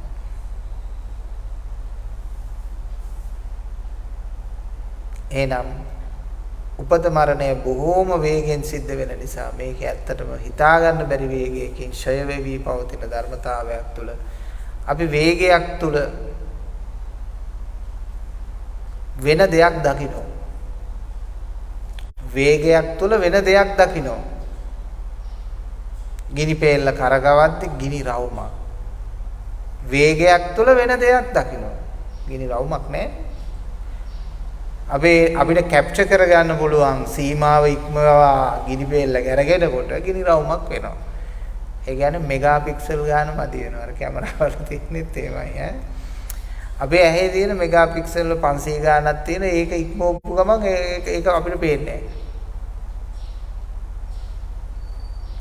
මිරිඟුවත් එහෙමයි. මිරිඟුව අපිට ජලය වගේ පේනවා. යම් ක්‍රියාවලියක වේගවත් භාවය නිසා අපිට වෙනම. ඒ නිසා මේ තරත් සිටිවිලි වල වේගවත් භාවයත් ශරීර වේගවත් පරිණාමයක් සිද්ධ වෙන නිසා අපිට පේන්නේ සත්‍යයේ කුජලයක්සේ. ඒක හීනයක් එක්ක බොරුවක්. ඒක යථාව බොහෝ දෙයින් තේරුම් ගන්න ඕන දෙයක්. යථා අවබෝධය තුල ප්‍රායෝගික වෙන්න ඕන දෙයක් දැනුමට එහා ගියපු මානසික සංහිඳියාවක් ඇති කරගන්න ඕන ඒ නිසා ධම්මානුධම්ම දැන් ප්‍රතිපත්ති පුරන්න කල්යාණ මිත්‍රත්වයේ සද්ධර්ම ශ්‍රවණය මේ දෙක බොහෝම ලස්සනට ඔය ඇත්තන්ට ලැබිලා තියෙනවා යෝනිසෝ මනසිකාර්ය ධම්මානුධම්ම ප්‍රතිපත්ති දෙක හොඳට සිද්ධ කරගන්න ඔබ සම්පූර්ණයි සිද්ධ කරගෙන ඔබ රස විඳින්න. ඔබේ දහම ඔබ රස විඳින්න. ඒතං සන්තං ඒතං ප්‍රණීතං. ඒක ශාන්තයි ප්‍රණීතයි කියලා ඔබේ දහම ඔබ රස විඳින්න. රස වින්දනයක් ඇති කරගන්න.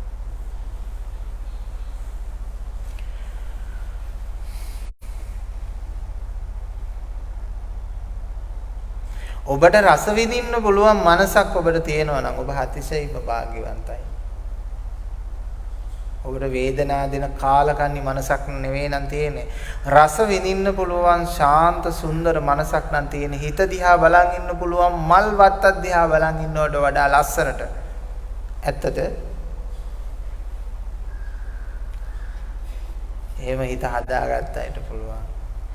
හිත හදාගත්තේ නැති අයට භූමණ්ඩල කුණු කන්ද ළඟ ඉන්නා වගේ නාහෙත් වාගෙන කන් දෙකත් වාගෙන එහෙම මැස්සුවානවා මෙහෙම මැස්සුවානවා ඒක දිහා බලාගෙන ඉන්න අප්පිරියයි හිත නරක විදියට පිහිටවලා හිත හදාගත්ත අයට කුණු කන්දක් ළඟ ඉන්නා වගේ තමයි තමන්ගේ හිත ළඟ ඉන්නකොට පේන්නේ. එතකොට ගොඩාක් පිරිමි අය නම් කරන්නේ ඒ හිත පේන්නේ නැති වෙන්න උත්තට බොනවා. බුන්නා භූමණ්ඩල කුටු කන්ද ළඟ වුණත් බීල වැටිලා ඉන්න පුළුවන් නේ. තේරුණා නේද? කුණු ගන්දල ඔය මිනි කපන මිනිස්සු ඒවත් ඒක හොඳට කුණුවා. කුණුවට පස්සේ ඒක මොනවද කියලාවත් ඒ මිනිස්සේ දන්නේ නැහැ. අන්න හිත අමතක කරන්න පාවිච්චි කරන ඩ්‍රග්ස් ඒක. කාන්තාවන්ට අපේ ලාංකික අය සමහර අය නැද්ද ඔය බොන එකත් කරනවා ඇති. නමුත් ඒගොල්ලෝ පුරුදු වෙලා ඉන්නේ ඒව අමතක වෙන්න chat එකක් දාන්න, කතා කරන්න. එහෙම නැත්තම් ටීවී එකට පිංසිද්ද වෙන්න කවුරු හරි නිර්මාණය කරලා දෙන ටෙලි නාට්‍ය ටික දිහා බලාගෙන ඉන්නවා. ඒක තමයි අපි අර ඇතුළත ඇති වෙන වේගය අමතක කරගන්න භාවිතා කරන ක්‍රමවේද. හරියට සිත පිහිටුවා ගන්න. ඒක තමයි කරන්න තියෙන්නේ. දැන් අපි දහමෙන් කියලා දීලා තියෙනවනේ. හරියට සිත පිහිටුවා ගන්න. ස්වාමීන් වහන්සේ කොතනද සිත පිහිටුවා ගන්න කියලා තියෙන්නේ කියලා. එතන පිහිටුවාගෙන එතන වඩාගෙන දියුණු කරගෙන යන්න එක වෙලාවක ඔබ නොසිතන පරිවර්තනයක් ඔබේ ජීවිතේ සිද්ධ වෙනවා. උඩු යට කිර වෙනවා, ඉන්ද්‍රියන් ටික අනිත් පැත්තට හැරෙනවා. ඔබ මොහොතක් හිතන්නකෝ මේ ඔක්කොම ඉන්ද්‍රියන් තියෙන එළියට. මේ දේවල් ඔක්කොම ඇතුල් පැත්තට හැරුණා කියලා එක වෙලාවක. ඒක ඇහෙන් විතරක් ගත්තොත් එහෙම ඇහි අනිත් පැත්ත වෙලා මේ ඇස් කවුල්ල ඇතුළට පිහිටියොත් එහෙම මොකද වෙන්නේ?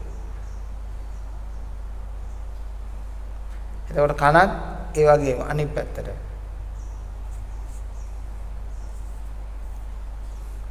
ඒකට කියනවා ඉන්ද්‍රිය පරිවර්තනය වෙනවා. එහෙම නැත්නම් ඉන්ද්‍රිය ඉක්මවනවා. Taman දෙස බලාගත්තාම මුකුත් නැහැ. නිදහස් empty. අපි ඔය S2 පියාගෙන Taman දෙස නොබලන නිසා තමයි රූප වේදනා සංඥා සංකාර විඥාන පේන්නේ. දැන් S අරගෙන අවධානය සහ S පියාගෙන අවධානය කියන දෙක තමයි තියෙන්නේ. Taman දෙස බැලුවා නම් මුකුත් නැහැ. Taman කියන්නේ හරීම නිදහස් මිනිස්සෙක්. මේ ඉන්ද්‍රියන් ටික එළියට අයාගත්තට පස්සේ තමයි බිලී කොකු පහක් දාගත්ත මාළුකාරයා වගේ ඉන්නේ. නැත්තම් තමන් හරි අහිංසක නිදහස් මිනිස්සෙක්.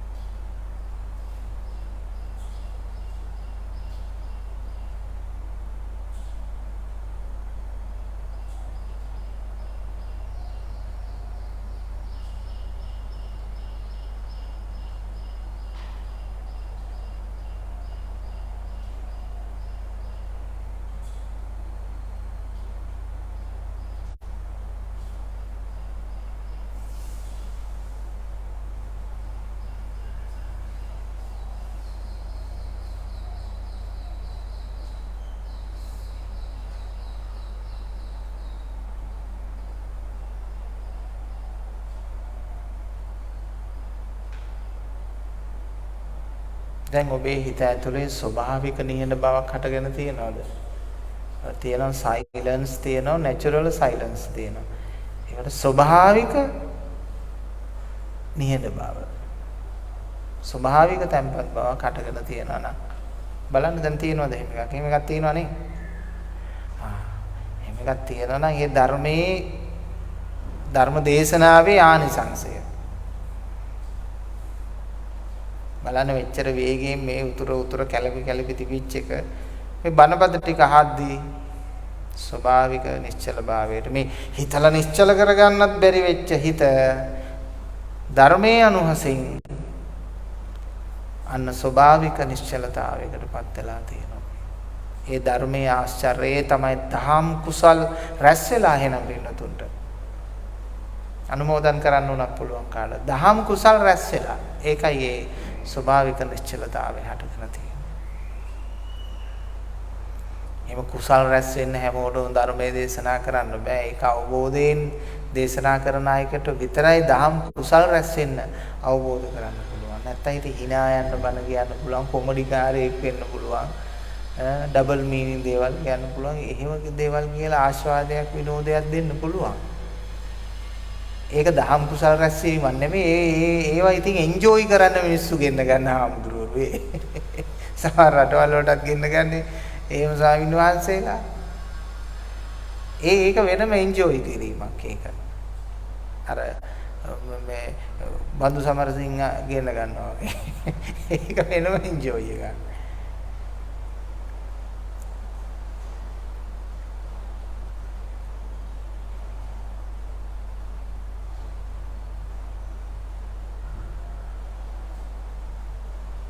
බලන්න පින්නතුනේ ඔබේ ගැඹුරු ආධ්‍යාත්මික නිශ්චලතාවය කියන එක ධර්මයෙන් සිද්ධ කරන්න පුළුවන් කියලා කියන්නේ ඒක ලොකු ආශ්චර්යයක්. ඒක පින්නතුනේ Tamanටවත් කරගන්න බැරි දෙයක්. ධර්මයේ ආශ්චර්යයෙන් ඒක සිද්ධ වෙන්නේ. ඒක නිසා ලේසි නෑ පින්නතුනේ මේ සද්ධර්ම ශ්‍රවණය කියන්නේ අතිශයින්ම වැදගත් කාරණයක්. දවසක් ආවා කුරුදුවත්ත පොලිසියේ ඉන්න පොලිසියේ වගේ නිලධාරියෙක් හෙළගුව හාමුදුරනේ මට පොඩ්ඩක් කතා කරන්න ඕන කිව්වා. මට තේරුණා මිනිස්සු එන විදියෙන් ලොකු ප්‍රශ්නයක්. මම එයාට කිව්වා එපා ප්‍රශ්න කියන්න එපා. මාත් මේ ඔළුවට අනුන්ගේ ප්‍රශ්න ගන්න හරිය අකමැතියි. ප්‍රශ්න කියන්න එපා.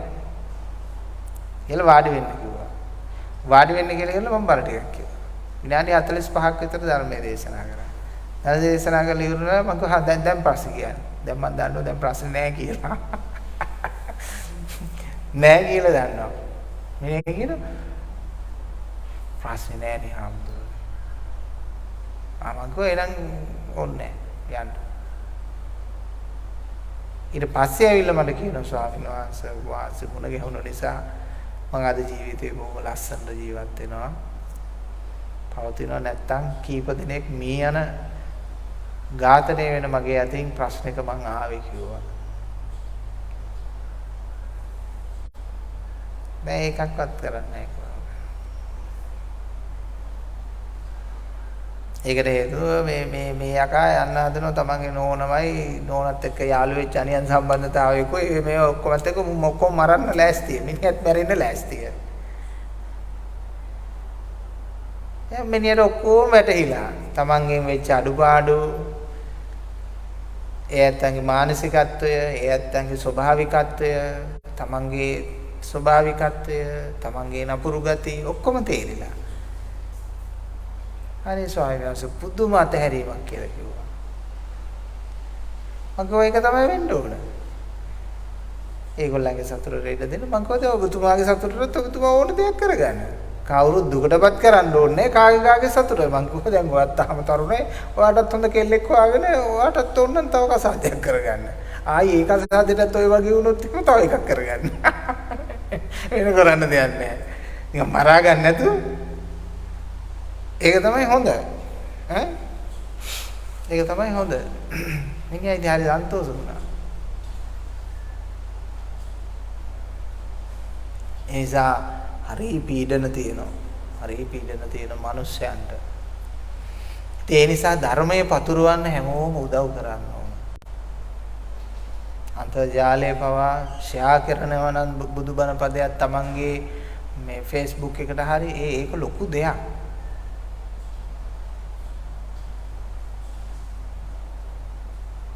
මිනිස්සු 1000කට ෂෙයා කරාට පස්සේ එක මිනිහෙක් හැදුනොත් ඒක ලොකු පිනක් පින්නතුනේ. අපේ ප්‍රඥාව වැඩෙන්න ලොකු පිනක් ධර්ම දානය දීම. ධර්ම දානය දීම ඒක ලොකු පිනක්.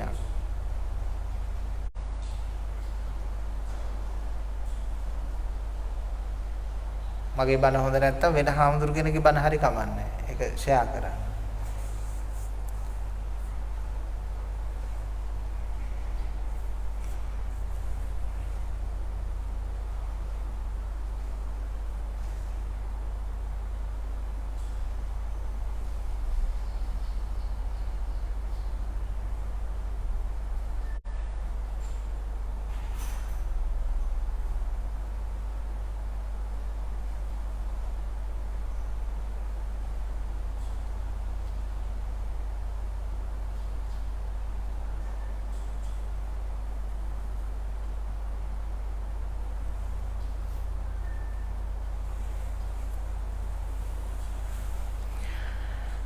තමන්ගේ හිතේ ස්වභාවය මොකක්ද පින්නතුනේ? ඒ ස්වභාවයෙන් පින්නතුනේ එතනින් ඊළඟට ඒ උනන්නේ යම්කිසි ආකල්පයක් උනන්නේ තමන්ගේ හිතේ ස්වභාවයට.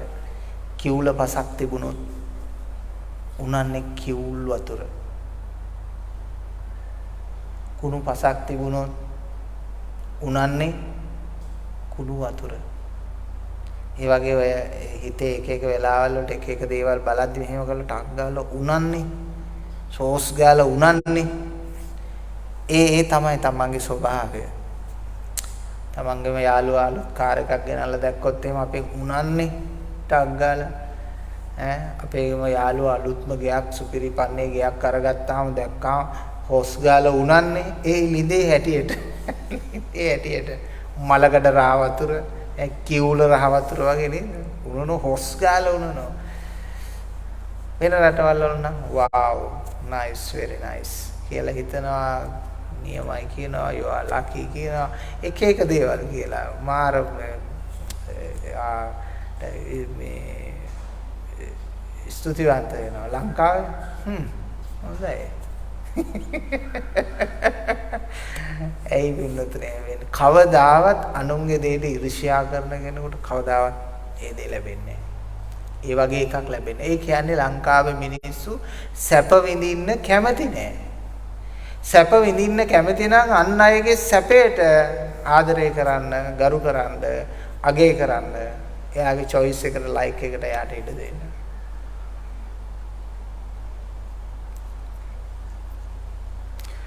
හාමුදුරුවන්ට ඕන විදියට දායකයෝ පවත්වා ගන්නවා, දායකයන්ට ඕන විදියට හාමුදුරුවෝ පවත්වා ගන්නවා. හිත යටින් හාමුදුරුවෝ දායකයාට බයිනෝ, දායකයා හාමුදුරුවන්ට බයිනෝ. ඒකනේ ස්වභාවය. ඒක තමයි ස්වභාවය.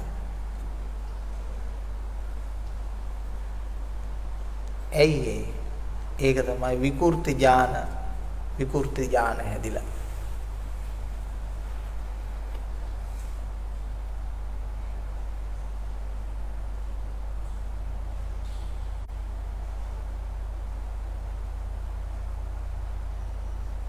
පුජ්‍යලේක් ප්‍රසිද්ධ වෙනවට, පුජ්‍යලේක් ගුණවත් වෙනවට, පුජ්‍යලේක් යහපත් කීර්තියක් ලබනවට අකමැති જાතිය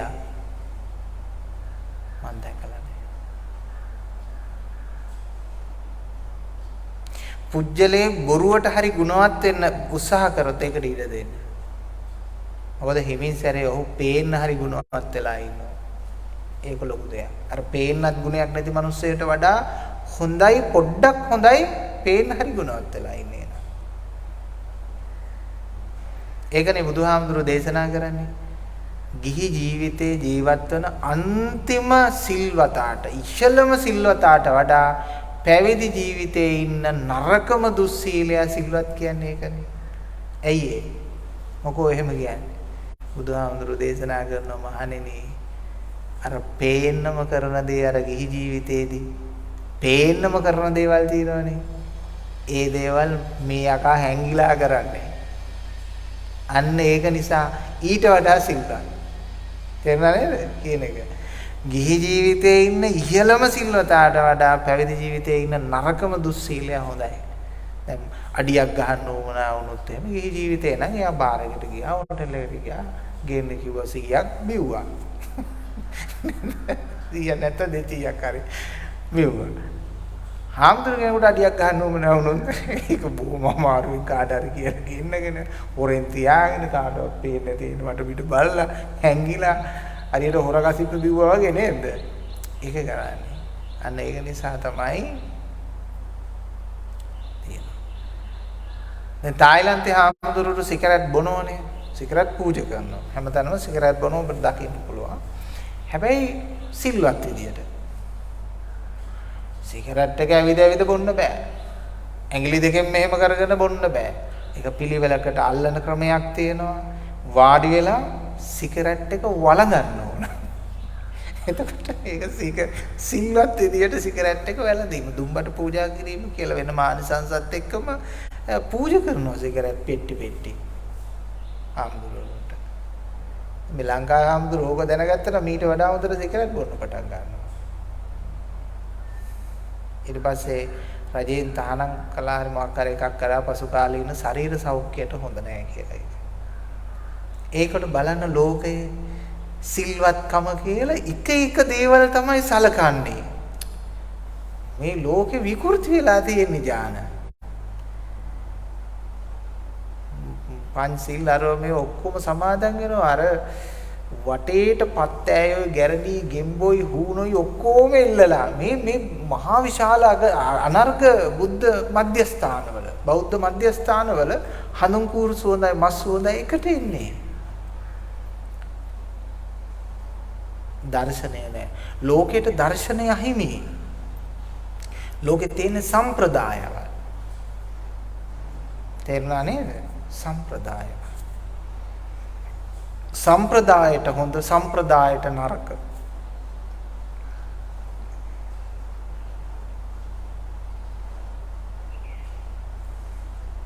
ඉතින් බුදුහාමුදුරුවෝ අපිට යම් විනය නීති සහ ක්‍රමවේද ඇත්තටම පැනෙව්වේ සම්ප්‍රදායක ඇස අපි දිනා ගන්න ඕන. සම්ප්‍රදායක ඇස අපි දිනා ගන්න ඕන. අර කුඩේ ළඟ තීද්දි තෙමි ඉන්න දේශපාලකයෝ වගේ සෙරප්පු දෙක හොඳට තීද්දි සෙරප්පු දෙක නිකන් බාට දෙකක් දාගෙන යනවා වගේ සම්ප්‍රදායක ඇසට අපි ටක් ගාලා ටාකට් වෙන්න ඕන.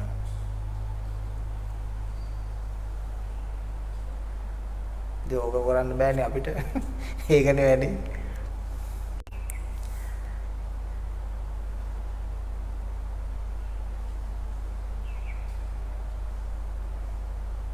මිනිස්සු හිතන දෙයට අපි උත්තර දෙන්න ඕන. අපිට හිතන දේ කියලා වැඩක් නැහැ. ඒක තමයි ලෝකේ ස්වභාවය. සත්‍ය කොච්චර මිහිරි වුණත් මනුස්සයාට ඒක තේරුම් ගන්න බැරි නෑ. ඒක දිරව ගන්න බැරි නම් කරන්න දෙයක් නෑ.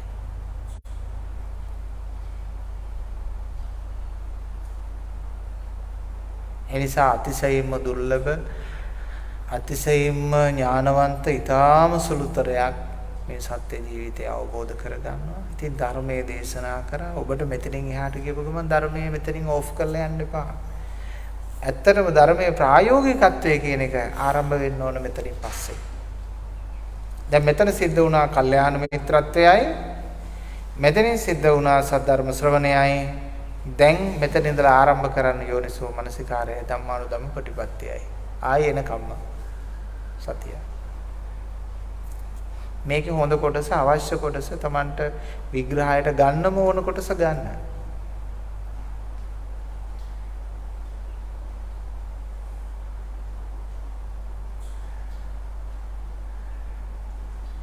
ඒ කොටස අරගෙන Taman සම්මර්ෂණය කරන්න. සම්මර්ෂණය කරන වෙලාවේදී එක වෙලාවක හරි උත්තරේ ඔබට පහළ වෙනවා. හරිම උත්තරේ පරිවර්තනය ඔබේ තුල ස්වභාවයෙන් සිද්ධ වෙනවා. ඒ වෙලාවට ස්වභාවයටම ඉඩ දීලා ඉන්න. මරණයට බය නොවන්න. ධර්මයේ වෙනුවෙන් මේ යන්න. ඒ කියන්නේ ආධ්‍යාත්මිකව ඔබ ධර්මයේ වෙනුවෙන් මේ යන කෙනෙක් වෙන්න ඕන.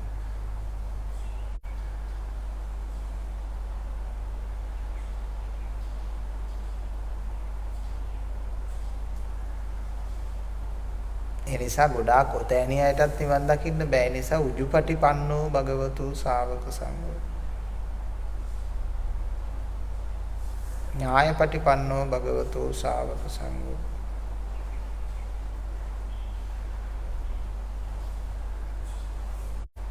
එනිසා ඒ සංඝ ගුණ ඔබ තුල ජනිත වෙන්න ඕන. ඔබ මේ ආර්ය ශාවකයෙක් කියලා බුදුහාමුදුරුවෝ මතක් කරේ සංඝ රත්නය කියලා මේ අවබෝධයෙන් පරිවර්තනය වෙන අය මිසක් සිවුරු දරාගත් අයම නෙවෙයි. න්‍යායපටිපන්නත් නැති, උජුපටිපන්නත් නැති මේ නාසිවාදියෝ ඉන්නෝ සිවුරු දාගත්ත. සිවුරු දාගත්ත මේ දේශපාලනය කරන අය ඉන්නේ. ඒගොල්ලන්ට තියෙන්නේ දේශපාලන පටිපන්නෝ. බුදුදහමේ සරණ නෙමෙයි. බුදුදහම පිළිගන්නේ නැති හාමුදුරුවෝ ඉන්නවා. පිළිගන්නවද ඒක? විශ්වවිද්‍යාලවල ඉන්න හොඳ හාමුදුරුවෝ මට හම්බෙලා තියෙනවා. බුදුදහම පිළිගන්නේ නැහැ. බුදුන් වඳින්නෙත් නැහැ. බුදුහාමුදුරන්ට ඉස නමන්නෙත් නැහැ. ඒගොල්ලන්ගේ නායකයාට ඉස නමනවා. නායකයාගේ ඉස්සරහා පොලිමේට බිමත් වාඩි වෙලා ඉන්නවා. බෙල පාලිත් යනවා. සිවුර දාගෙන ඉන්නවා. සිවුරට ගැහුවාම මෙන්න හාමුදුරුවන්ට ගැහුවා කියලා බොරුවට කෑ ගහලා ලෝකේ කුලප්පු කරනවා.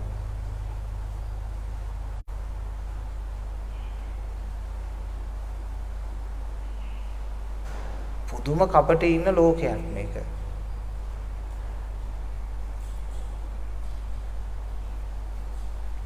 ඒ නිසා වෙන තුනේ ඇඳුමින් නෙමෙයි ආධ්‍යාත්මයෙන් මිනිස්සෙකු සංඝ බවට පත්වන්නේ. ඒ නිසා ඒතු සංඝ ගුණය ඔබ ජීවිතය තුළ වඩා වර්ධනය කරගන්නට හැමදෙනාටම භාග්‍ය, ශක්තිය, ධෛර්යය, වාසනාව සැලසේවා කියලා ප්‍රාර්ථනා කරනවා. සාදු.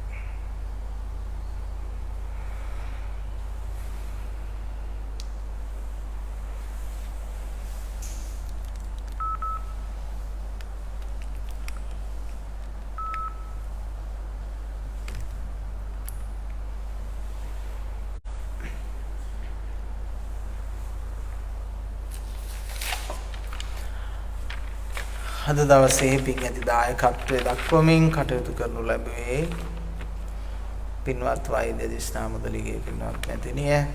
එතුමියගේ අරමුණු බවට පත්වන්නේ සැප්තැම්බර් මාසේ 6 වෙනි දින හිදී ඇති සෙනත්මා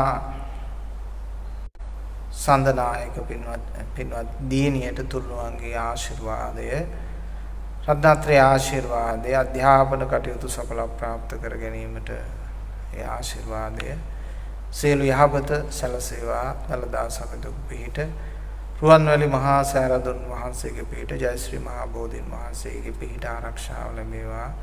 තුන්වන්ගේ දෙවියන්ගේ ආශිර්වාදය ලැබෙන සුබ උපන් දිනයක් වේවා කියලා පින්වත් දීනියට අපි ප්‍රාර්ථනා කරනවා. සාදු.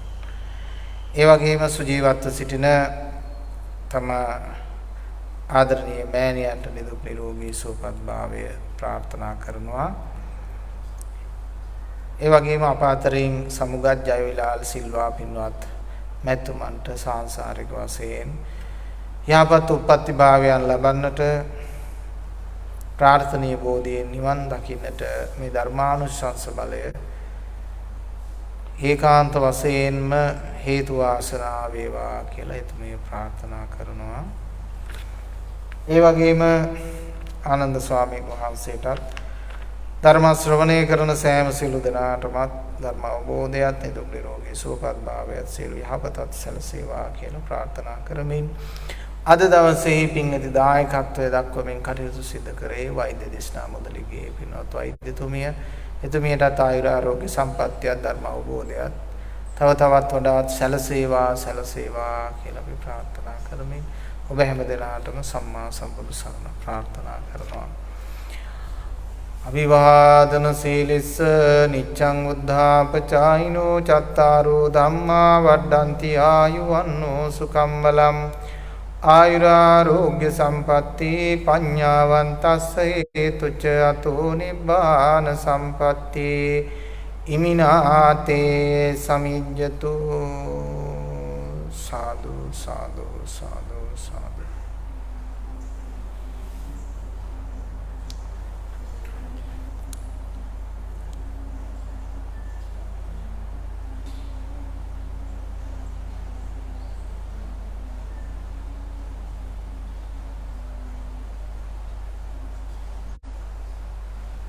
මේ දිනවල ධර්ම දේශනා මාලාවක් පැවැත්වෙනවා ලක්කඬ ගුවන් විදුලියේ සෑම සඳුදා දිනකම උදෑසන ඒ කියන්නේ හෙට උදේ ඉරිදා දවසේ ඉඳන් බැලුවාම හෙට උදේනේ හෙට උදේ සඳුදා උදෑසන 5:30 ඒ ඉඳලා 6 දක්වා පැය භාගයක කාලය ආනන්ද ස්වාමීන් වහන්සේට ලක්කඬ ගුවන්විදුලිය ලබා දීලා තියෙනවා හැමදාම සඳුදා ටික කාලයකට ඉස්සරහට ඉතින් මේ ඒ කාලේදී විවිධ අනුශාසනාවන් සිද්ධ කරන උදෙන් ඉතින් නැගිට්ටොත් කම්මැලිකමට අහගෙන ඉන්න පුළුවන්.